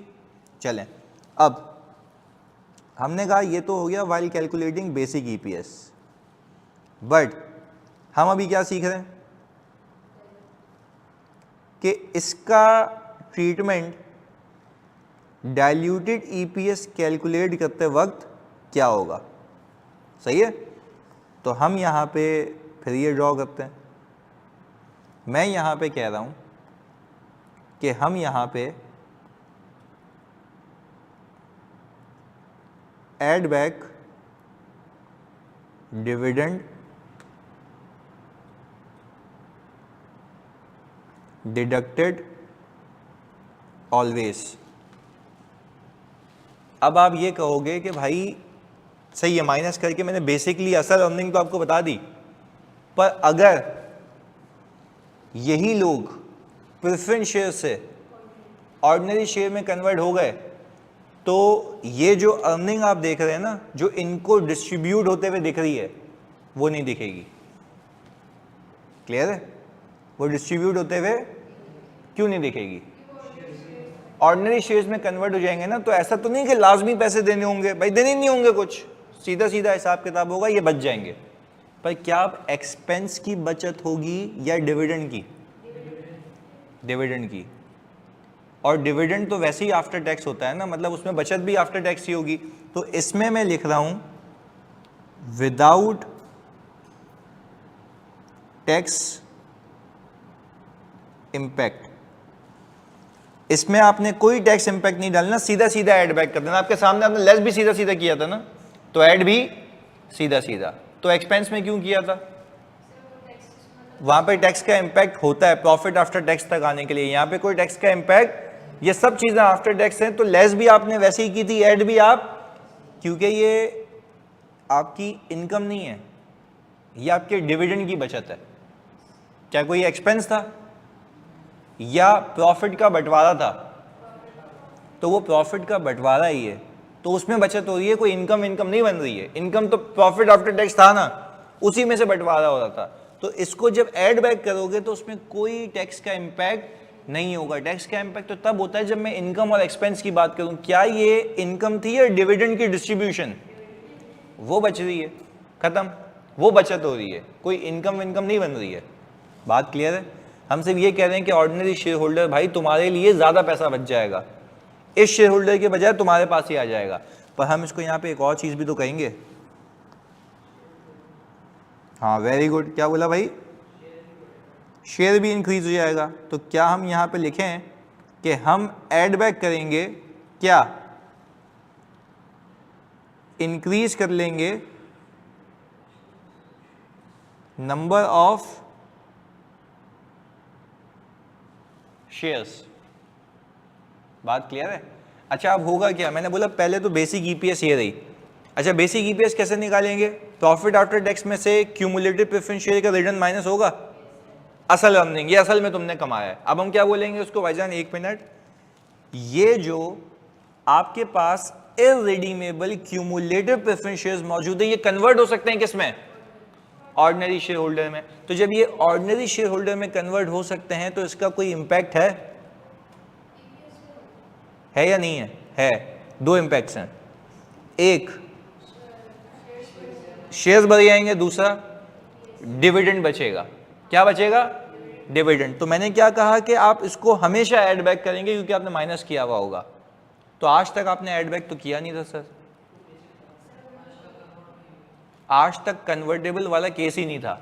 यानी आपने अभी जो सवाल किया ये वाला, इसमें आपके पास इररिडीमेबल क्यूमुलेटिव है ना, क्या ये कहीं लिखा हुआ है कि ये irredeemable cumulative preference shares convert हो सकते हैं? ये तो नहीं लिखा हुआ ना। अच्छा एक और फर्क रखना, रिडीमेबल और कन्वर्टेबल में फर्क है। रिडीमेबल का मतलब होता है अपने लाजमी वापस करना है, कन्वर्टेबल का मतलब होता है चाहे तो वो इन शेयर्स को ऑर्डिनरी शेयर्स में क्या कर सकता है, कन्वर्ट कर सकता है। बात क्लियर है? स्टिल वो है इक्विटी, पर एक इक्विटी से दूसरी इक्विटी बन जाएगी, सिंपल। क्लियर है? अच्छा भाई पहले बताओ यहां तक की समरी क्लियर है भाई?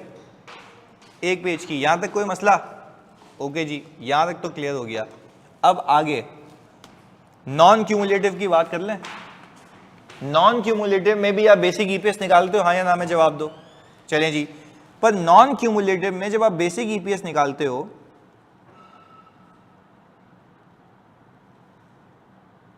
तो मुझे एक चीज का ख्याल आया कि आप कुछ इस तरीके से नहीं करते कि यहां से ऑलवेज हटा देते हैं। ओके, तो हम यहां पे पता है क्या लिखते हैं, डिडक्टेड व्हेन, वेरी गुड, यही किया था हमने। अच्छा ये क्यों किया था हमने, कि हमने तभी माइनस किया था जब डिक्लेयर किया था, क्योंकि सर वो नॉन क्यूमुलेटिव है ना, जमा तो नहीं होता ना, कि ये तो नहीं कह सकते कि हर साल के प्रॉफिट में राइट है सिर्फ पे नहीं कर रहा। यहां पे तो राइट ही तब आएगा जब बकवास करूंगा। क्लियर है? तो बेसिक वाला मामला क्लियर होना चाहिए। क्लैरिटी है? आ जाओ जी, अब हम किस पे आ गए, डाइल्यूटेड के ट्रीटमेंट के ऊपर। मैं यहां पे ये कहने लगा हूं, और ये बात आपको समझ आ जाए पहली गो में तो मजे की बात है।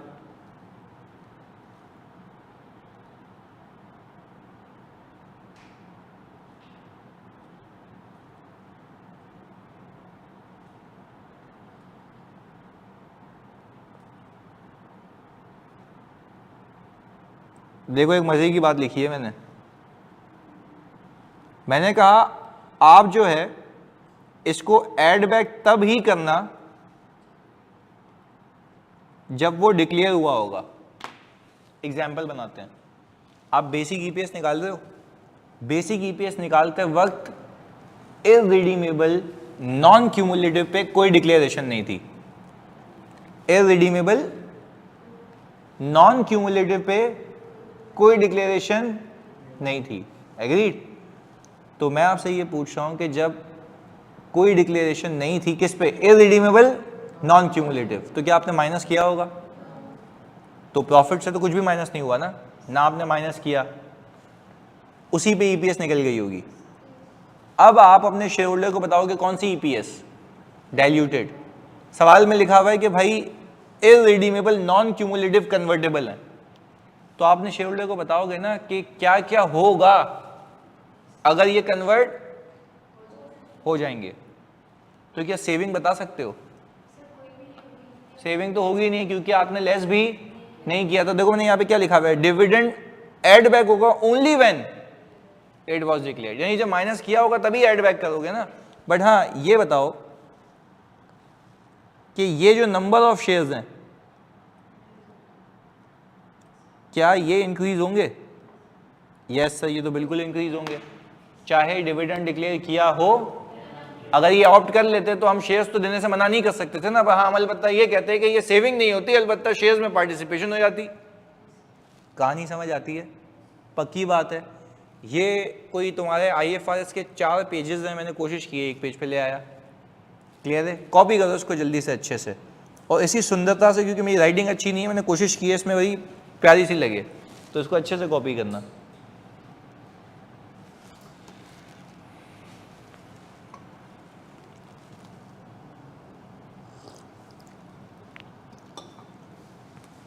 ऑनलाइन वालों बच्चों क्लियर है जानी? जल्दी बताओ।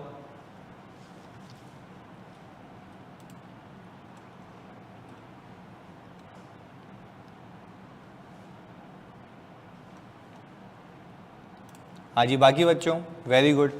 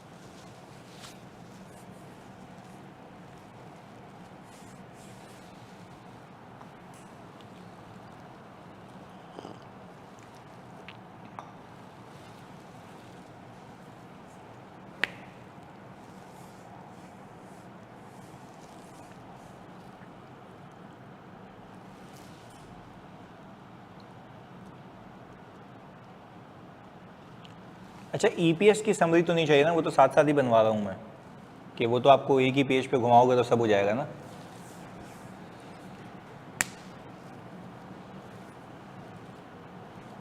मैंने आपको कैश फ्लो की दे दी है, गवर्नमेंट ग्रांट की बाकी है, वो मैं दे दूंगा। और पीपी की तो समरी बन ही नहीं सकती, मतलब उसमें डिस्क्लोजर की क्या समरी बनाओगे।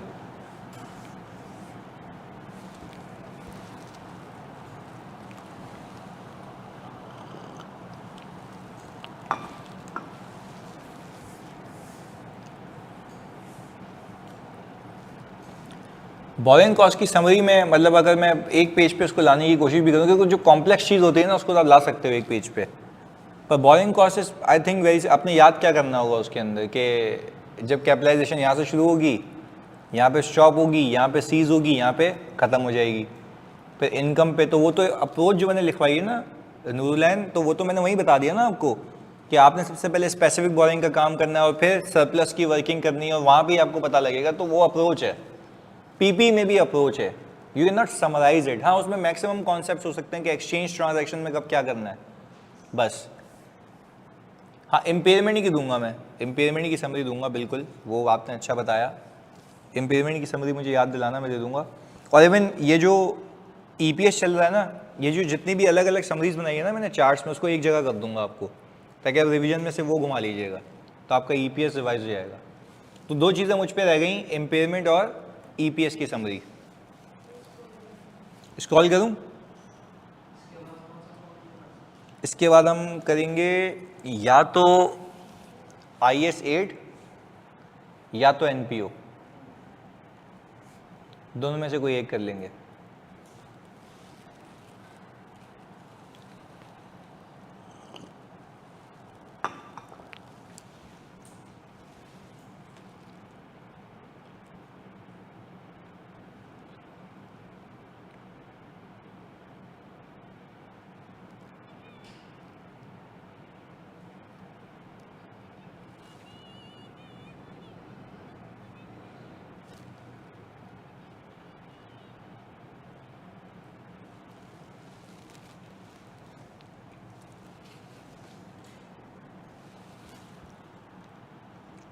हाँ जी, स्क्रॉल करूं?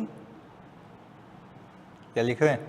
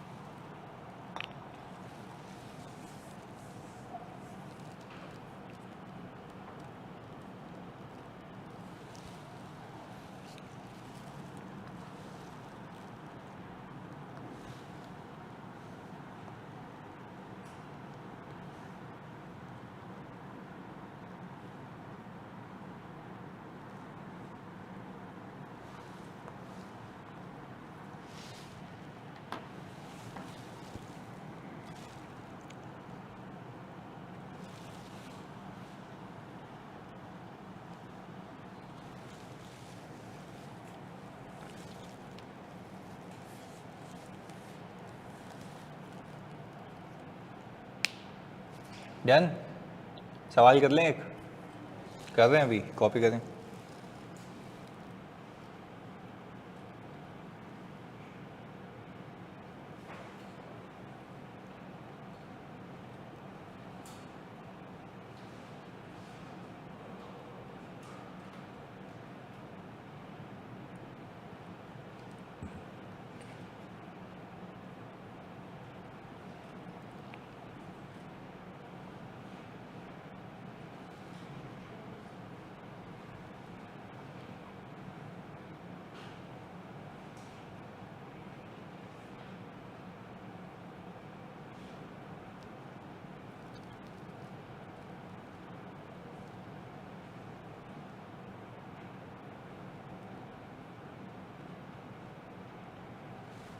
डन।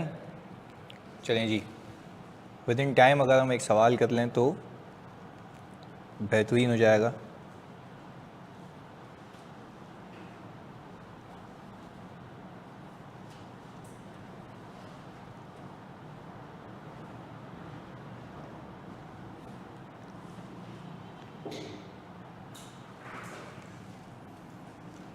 हाँ भाई, आपका जो इन्फॉर्मेशन दी हुई है, the following information pertains to Gauhar limited in respect of the year ended 30 June 2018, ये ईयर एंड है आपका।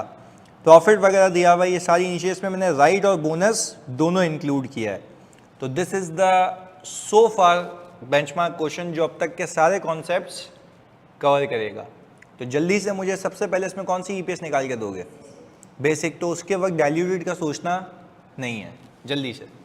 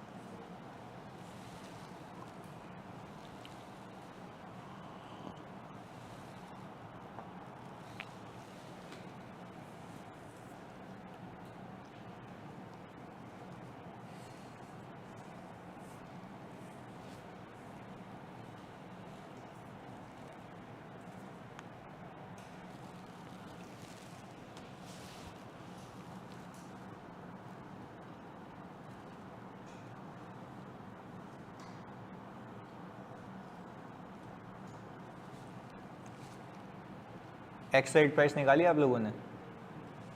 वो तो लाजमी है ना।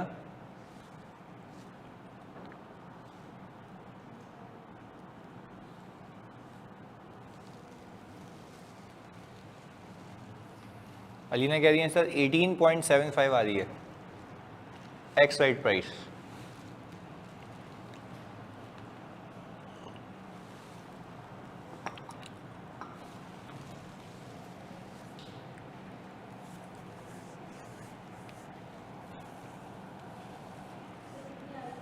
एटीन पॉइंट सेवन फाइव ये आ रही है?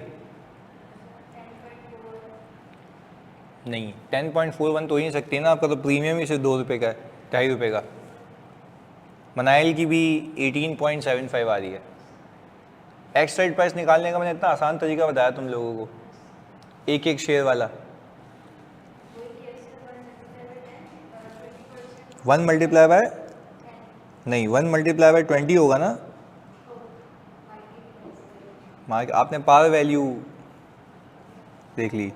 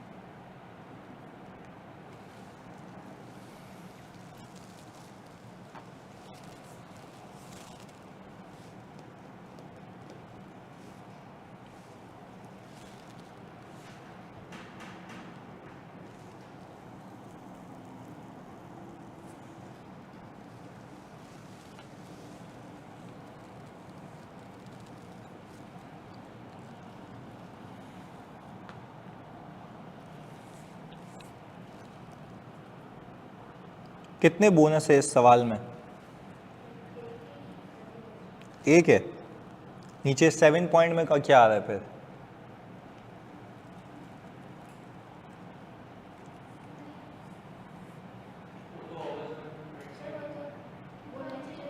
सर वो तो अगले साल का है ना, आप पागल हो गए सर, अगले साल का है।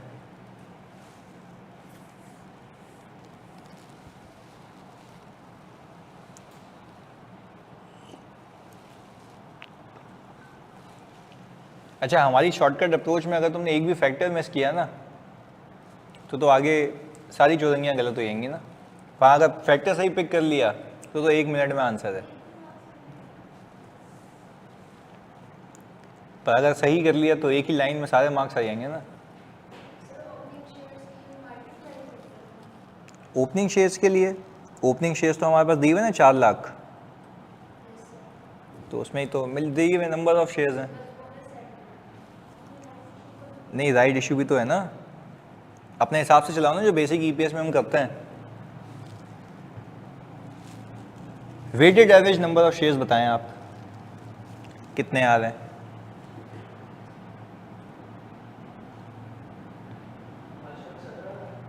5,17,000। अभी देखते हैं। हाँ भाई, कितने आ रहे हैं? नहीं, 6,16 कह रहे हैं हसीब। ओपनिंग पे राइट वाला बोनस मिलेगा और फिर उस पे बाद में जो बोनस आया 20% का वो भी मिलेगा, तो एक आंसर आएगा। फिर राइट इशू आएगा, राइट इशू पे भी 20% वाला बोनस मिलेगा जो पैसों वाले शेयर्स हैं। तो इस एंगल से देखें आप। और बेसिक ईपीएस हसीब निकाल चुके हैं, वो कह रहे हैं 9.42 आ रही है।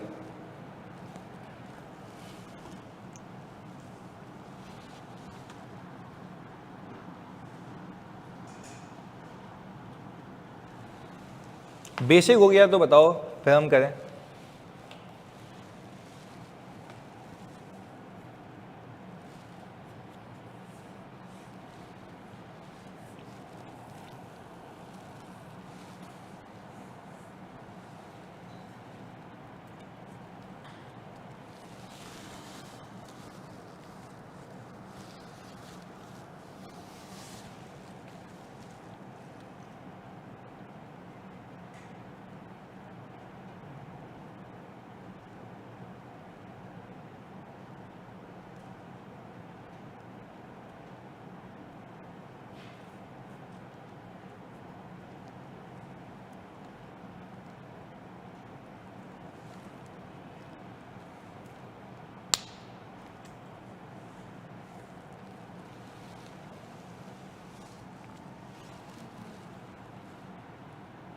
आ गया वेटेड एवरेज।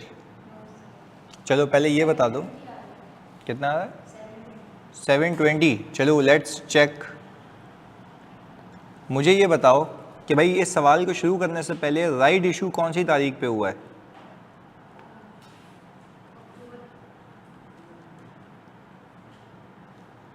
राइट इशू हुआ है आपका अक्टूबर में 2017।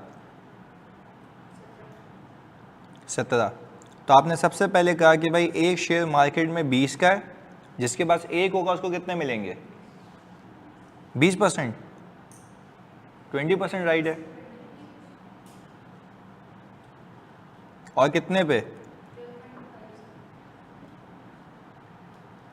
तो ये कितना आ गया?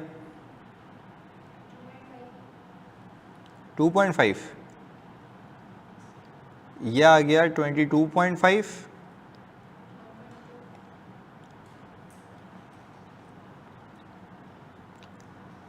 एक्स राइट प्राइस कितनी आ गई? ये आ गई 18.75। सर वी नो कि हमारे पास राइट एडजस्टमेंट फैक्टर कैसे आता है? 20 डिवाइडेड बाय, ये हमने कल सीखा था कि ये जो कंपनी का नुकसान है एग्जिस्टिंग शेयर होल्डर को फ़ायदा है, तो वो हमने फैक्टर बना दिया इसका। कोई मसला है यहाँ तक? चलें, फिर इसके बाद आपने कहा कि सर जनवरी 1, तो अगर ये नहीं बनाओगे तो बोनस कैसे निकालोगे? सिर्फ एक सवाल है। ये तो हमने कल सीखा है ना कि ये तो मैंने आपको शॉर्टकट सिखाया है कि इसके बगैर बोनस कैसे निकालोगे, या तो फिर वो लंबा मेथड पे जाओ कि अलग अलग शेयर्स करो, अलग अलग करो, तो वो तो मेरे लिए हैसल है ना। तो हमने तो ये सीखा हुआ है। अच्छा भाई, इसके बाद राइट एडजस्टमेंट फैक्टर के बाद आपने कहा था बोनस फैक्टर। बोनस कब इशू हुआ है? जनवरी 1 पे 2018,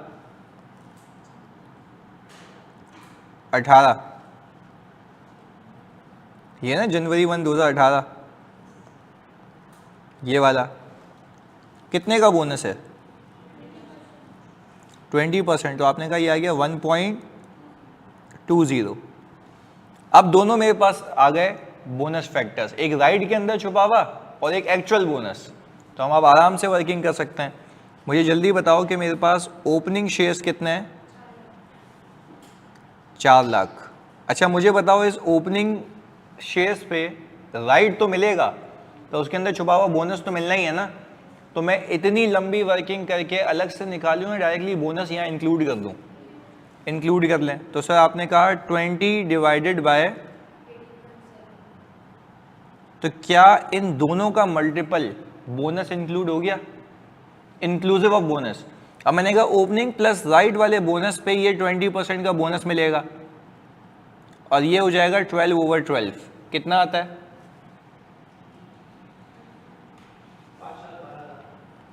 5,12,000। अच्छा फिर आपने कहा कि आपका राइट इशू हुआ, कौन सी डेट पे जानी? अक्टूबर 1 2017 पे राइट मिलता है आज के पहले तमाम शेयर होल्डर्स को। तो राइट के लिए इंटाइटल्ड शेयर्स कितने थे? 4 लाख। 4 लाख का 20% 80,000। अच्छा मुझे जल्दी बताओ ये 80,000 मेरे कौन से शेयर्स हैं? राइट शेयर्स, ये पूरे राइट शेयर्स हैं। इसके अंदर फ्री वाले भी हैं, तो वो ऊपर आ चुके हैं ना, ऐसा है, ऊपर आ चुके हैं ना। अब मैं आपको वैसे भी प्रूफ करके दे सकता हूं, इधर देख लो। आखिरी बात, नहीं कितनी बार प्रूफ कराओगे तुम लोग, बट आज फिर बता देता हूं। इधर मुझे ये बताओ कि आप लोगों ने ऑल टुगेदर डिस्काउंट दिया है, ऐसा है? अच्छा ऑल टुगेदर जो आप लोगों ने डिस्काउंट दिया है वो आप देखें ना, आपकी एक्स राइट प्राइस कितनी हो गई है? 18.75, ऐसा ही है भाई। तो मुझे आप जल्दी से सोच के बताएं, अगर 18.75 आपकी प्राइस हो चुकी है तो टेक्निकली आपने 8.75 का डिस्काउंट कितने का दे दिया आपने? एक्सरसाइज प्राइस कितनी रखी है आपने? 12.5। तो आप मुझे जल्दी से बता दें, जल्दी से बता दें कि आपके पास, इसको हम सही कर लेते हैं, 12.75 माइनस 12.5 है, 18.75, 6.25 पर शेयर का आपने क्या दिया है? न्यू शेयर्स पे। किन शेयर्स पे? न्यू शेयर्स पे। इसको आप डिवाइड कर दें 18.75 से,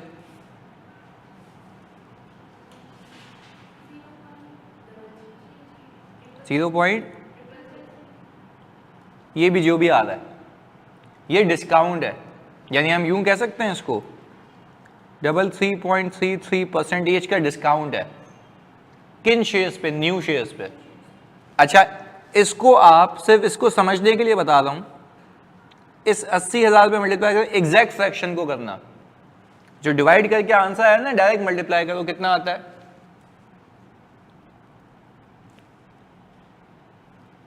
जो डिवाइड करके बच्चों आंसर आया कितना? 26,000। ये मैं कह रहा हूं कौन से शेयर्स हैं? फ्री शेयर्स हैं। कौन से शेयर्स हैं? ये हमने ऐसे लंबी करके निकाले ना, ये एग्जिस्टिंग शेयर होल्डर का फायदा है ना, तो ये तो एज गुड एज शुरू से ही मौजूद है, इसको आपने टाइम अपोर्शन नहीं करना। अब जरा आप इन दोनों को मल्टीप्लाई करें, इस फ्रैक्शन को,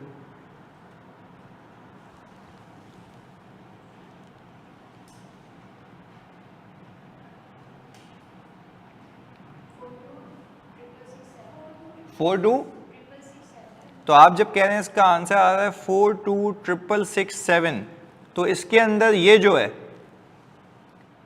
2667 वो यही तो है, हमने ऑटोमेटिकली इंक्लूड कर दिया है। आज 5वीं बार प्रूफ कर रहा हूं, सही है, ये मैं सिखा चुका हूं। मतलब आप लोगों ने थोड़ा सा तो अवेयर रहना ना, मैं इतना आसान कर रहा हूं तो कुछ तो दिमाग चलाओ कि ये मैं ऑलरेडी बता चुका हूं, कितने तरीकों से बताऊं कि ये ऊपर आ चुका है। अब मुझे इस 80,000 में से पैसों वाले शेयर्स क्या करने हैं, अलग करने हैं, तो उसका भी तरीका सिखाया। एक्सरसाइज प्राइस देखें और मार्केट में ये शेयर्स कितने के बिकेंगे, तो ये आपके पैसों वाले शेयर्स आ जाएंगे, करके देख लो, आंसर आएगा पैसों वाले शेयर्स का। अब मुझे आप एक बात बताओ, ये जो आपने फ्रैक्शन किया ये पैसों वाले शेयर्स आ गए और राइट का बोनस ऊपर है, पर पूरे राइट पे भी तो बोनस मिलेगा ना, आगे वाला कितने परसेंट है वो, तो ऊपर का ऊपर चला गया, यहाँ का यहाँ आ गया, तो दोनों पे मिल गया, यानी पूरे राइट पे बोनस मिलना चाहिए ना। तो राइट वाला बोनस कहाँ था, ऊपर, और राइट के पैसों वाले शेयर्स कहाँ थे, नीचे, तो दोनों पे बोनस मिलना चाहिए। तो हमने ये लो, ये कहा भाई ये ले लो 1.20, और राइट कब इशू हुआ था, अक्टूबर में, पैसों वाले शेयर्स, तो हमने क्या किया, सिंपल 9/12, जल्दी बताओ कितना आता है, 48,000। इनको जब सम करेंगे तो कितना आ गया, 5, वेरी गुड जी, क्लियर है। तो हसीब तुम्हारा 616 कैसे आ रहा था भाई, हाँ भाई पहले बता दो, ये क्लियर है, पूरी पिक्चर मैंने आपको फिर बता दिया कि देखो बोनस ऊपर है, वो आपको पार्ट करके भी दिखाया मैंने, क्लियर है। ऑनलाइन तो जल्दी बता दो, क्लियर है भाई, जल्दी से।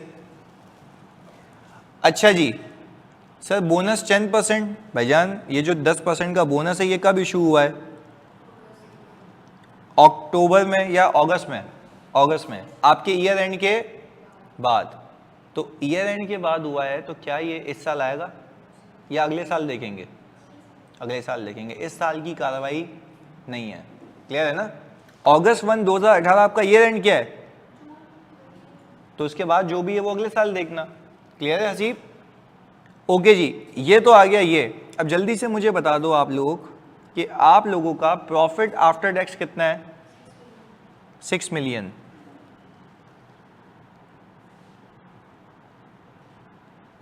अच्छा क्या ये पूरा ऑर्डिनरी शेयर होल्डर का है, अच्छा आपके पास इररिडीमेबल क्यूमुलेटिव मौजूद है, तो 2 मिलियन पे 10% कितना, 2 लाख।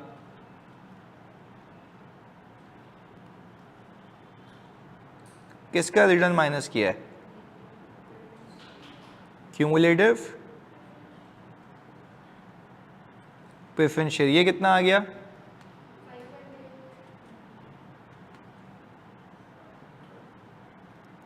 तो सर मुझे ये बताएं कि बाकी भी तो आ रहे हैं, नॉन क्यूमुलेटिव भी तो आ रहा है, डिक्लेयर नहीं हुआ, तो ये रिडीमेबल भी तो आ रहा है, ऑलरेडी लेस हुआ होगा, वो सारी कहानियां अपनी जगह हैं। अच्छा भाई हमने ये कहा सर यहाँ पे अर्निंग और वेटेड एवरेज शेयर्स, और इसके बाद क्या आ जाएगा, ईपीएस। जल्दी से मुझे बताओ अर्निंग कितनी रखूं, 5.8 मिलियन, ये कितना आ गया, 5,60,000, ईपीएस कितनी आ गई, 10.357, ये आ गई, ये हो गई कौन सी भाई, बेसिक। क्या सवाल खत्म हो गया या व्हाट इफ बताना है। अच्छा पहले बताओ ये जो इररिडीमेबल क्यूमुलेटिव प्रेफरेंस शेयर्स हैं क्या ये कन्वर्टेबल हैं, देख लेते हैं। 10% cumulative preference shares are convertible into 20 ordinary shares at the option of the preference shareholder। तो अगर मुझे बताओ ये cumulative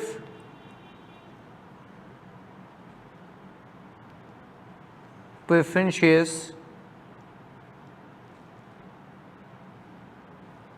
का कौन सा इम्पैक्ट, कन्वर्जन इम्पैक्ट। तो मैंने कहा यहाँ पे लिखते हैं कन्वर्जन इम्पैक्ट ऑफ क्यूमुलेटिव। क्या इम्पैक्ट होगा? 2 लाख ऐड हो जाएगा? नहीं 20% नहीं, वो रेफर कर रहा है कि जो 10% जिसका रिटर्न है ना वो रेफर कर रहा है बेटा ऊपर। वो बोला जो 10% रिटर्न वाले हैं ना उसकी बात हो रही है ये। क्लियर है? अच्छा जी जल्दी से मुझे बताओ, ये आपने 2 लाख रुपए ऐड कर दिए, कितना हो गया ये? 6 मिलियन। ऐसा ही है? मुझे बताओ नंबर ऑफ शेयर्स कितने होंगे? कहते हैं 10% कन्वर्टेबल 20 ऑर्डिनरी शेयर्स, तो नंबर ऑफ शेयर्स बता दो कितने आएंगे? सर बहुत मुश्किल काम दे दिया आपने, बहुत मुश्किल है। क्या मैंने बोला नंबर ऑफ शेयर्स बताओ कि कितने कन्वर्ट होंगे? 4 लाख है। ये कैसे निकाला आपने? आपने कहा इसको 100 से डिवाइड किया 2 मिलियन को, तो कितने आ गए ये जल्दी बताओ? नहीं पहले तो इसको 100 से डिवाइड करोगे ना, तो ये कितना आ गया? 20,000। और 20,000 को मल्टीप्लाई करोगे तो कितना आ गया? 400,000। तो हमने कहा कि भाई ये वाला इम्पैक्ट लेकर आएंगे, तो ये कितना हो गया? 960। ईपीएस बताते हैं कितना आता है जल्दी? नहीं एक एक करके ना, कितना? 6.25। ये तो सिर्फ इसका इम्पैक्ट है ना, देखो ऊपर क्या लिखा है मैंने, कन्वर्जन इम्पैक्ट ऑफ क्यूमुलेटिव। तो उसकी वजह से ईपीएस ये हो जाएगी। सर विद इन 3 मंथ्स में हुआ है इशू, बैलेंस शीट ऑथराइज होने से पहले। नहीं वो मैंने हटा दिया ना बेटा। ये देखो क्या लिखा हुआ है यहाँ पे, आपको दिखता है? ये आपको कुछ लिखा हुआ दिख रहा है जानी? हसीब लॉजिकल बात बताओ, मैंने कुछ यहाँ पे लिखा हुआ है या काटा हुआ है? काटा हुआ है ना। चलें जी आगे। अब मुझे बताओ यहाँ पे कन्वर्जन इम्पैक्ट ऑफ किसका इम्पैक्ट आएगा? Non cumulative. क्या वो भी कन्वर्टेबल है? चेक कर लेते हैं। 12% non cumulative preference shares are convertible into 14 ordinary share. तो सर इसकी अर्निंग ऐड करूं? क्यों ऐड नहीं कर रहे? क्योंकि कुछ लेस ही नहीं हुआ। चलें जी आप आ जाएं उस साइड ऑफ द टेबल पे, आगे वाली चौरंगी पे आ जाओ। मुझे एक बात बताओ जल्दी से कि ये कन्वर्ट होगा कितने ऑर्डिनरी शेयर्स में? 14।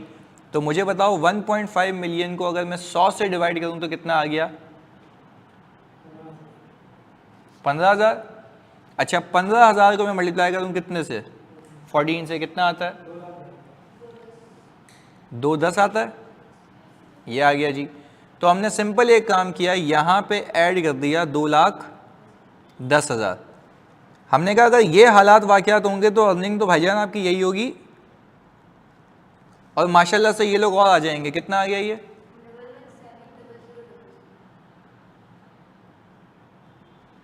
तो ईपीएस कितनी हो जाएगी?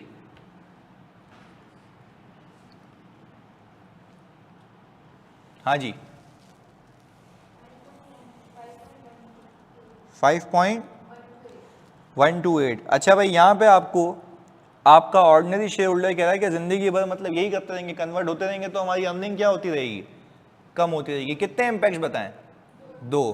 पहला क्यूमुलेटिव, दूसरा नॉन क्यूमुलेटिव। चलें जी हमने कहा ये तो 2 बातें हो गई। आखिरी रह गया कौन सा? रिडीमेबल। चलें जी इसको हल्का सा ऊपर कर लेते हैं।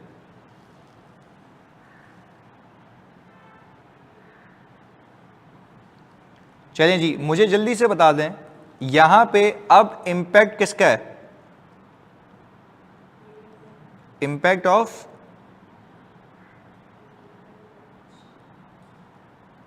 रिडीमेबल। अच्छा भाई अब मुझे बताओ ये 15% रिडीमेबल प्रेफरेंस शेयर्स हैं, इसका इंटरेस्ट क्या माइनस हुआ है? कहां से? प्रॉफिट से, चलो मान लिया प्रॉफिट से माइनस हुआ है, कितना इंटरेस्ट है इसके ऊपर? 3 मिलियन का 15% कितना आता है भाई? 450। पर क्या आप जब ऐड बैक करोगे जो आपकी बचत होगी 450 की, क्या उस पर टैक्स नहीं दोगे? होगा या नहीं होगा? होगा ना। तो मुझे आप एक बात बताएं, उस पर टैक्स रेट कितना आ रहा है? 25%। तो आप कितना लेंगे? 75। तो जल्दी बताओ कितना आता है? 337500। ये आपकी इंटरेस्ट की सेविंग होगी आफ्टर टैक्स, ऐसा ही है? क्लियर है ना? रिडीमेबल है, चेक कर लो। 450 का कितना आ रहा है? 75%, यही आता है। ओके, पर क्या सिर्फ ये होगा या नंबर ऑफ शेयर्स भी इनहांस होंगे? अच्छा, तो नंबर ऑफ शेयर्स के लिए आपने कहा ये आपके पास आ जाएगा 30,000, और कितने शेयर्स में कन्वर्टेबल है? 16। ये कितना हो गया? 480। तो हमने कहा सर यहाँ पे हम 4,80,000 बताएंगे, तो ये रिवाइज अर्निंग और रिवाइज शेयर्स बता दो भाई। रिवाइज अर्निंग और रिवाइज शेयर्स।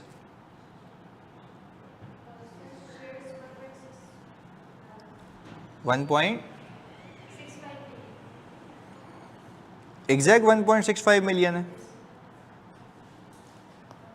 ओके जी, तो हमने कहा ये आपका आ गया 1.65 मिलियन, और ये कितनी आ गई अर्निंग्स?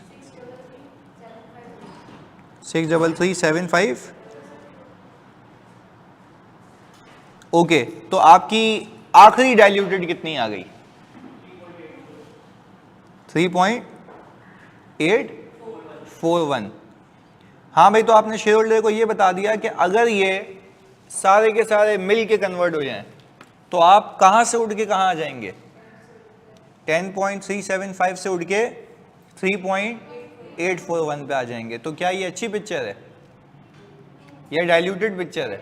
डाइल्यूटेड पिक्चर है। तो this is how you are going to show your share holders कि भाई ये हो सकता है। अच्छा भाई, हसीब कह रहे हैं कि सर ये इशू कब हुए हैं? नहीं, टाइम अपोर्शन कुछ भी नहीं होगा ना, सब पहले से ही है। अच्छा, ये देख लेना, ये एक अच्छी चीज़ बताई उन्होंने। ये इशू कब हुए हैं? अक्टूबर में। तो हम सिर्फ ये कर लेते हैं कि इसको मैं कटा देता हूँ for the sake of easiness, इसको नहीं करते हम, सही है? इसको मैं हटा देता हूँ कि हम कह रहे हैं कि भाई ये शुरू से इशू हुए हुए हैं, सही है? ताकि इसको, अच्छा अगर वैसे सही करना होता है इसी के केस के ऊपर, तो इंटरेस्ट पूरे साल का आता है या कुछ महीनों का? तो 9 महीनों का आता है। तो ये वेटेड एवरेज शेयर्स जो आप लेके आ रहे हैं ये भी कितने महीनों के आते हैं? 9 महीनों के। क्योंकि अगर शुरू से भी कन्वर्ट हो जाते तो मैक्सिमम कितने आउटस्टैंडिंग रहते हैं? 9 महीने। पर इस सवाल में हमने उसको हटा दिया, तो हमने पूरा साल कंसिडर कर लिया। क्लियर है? सही जी, चलें जी, ओके, थैंक यू भाई, मिलते हैं अगली क्लास में। अल्लाह हाफ़िज़।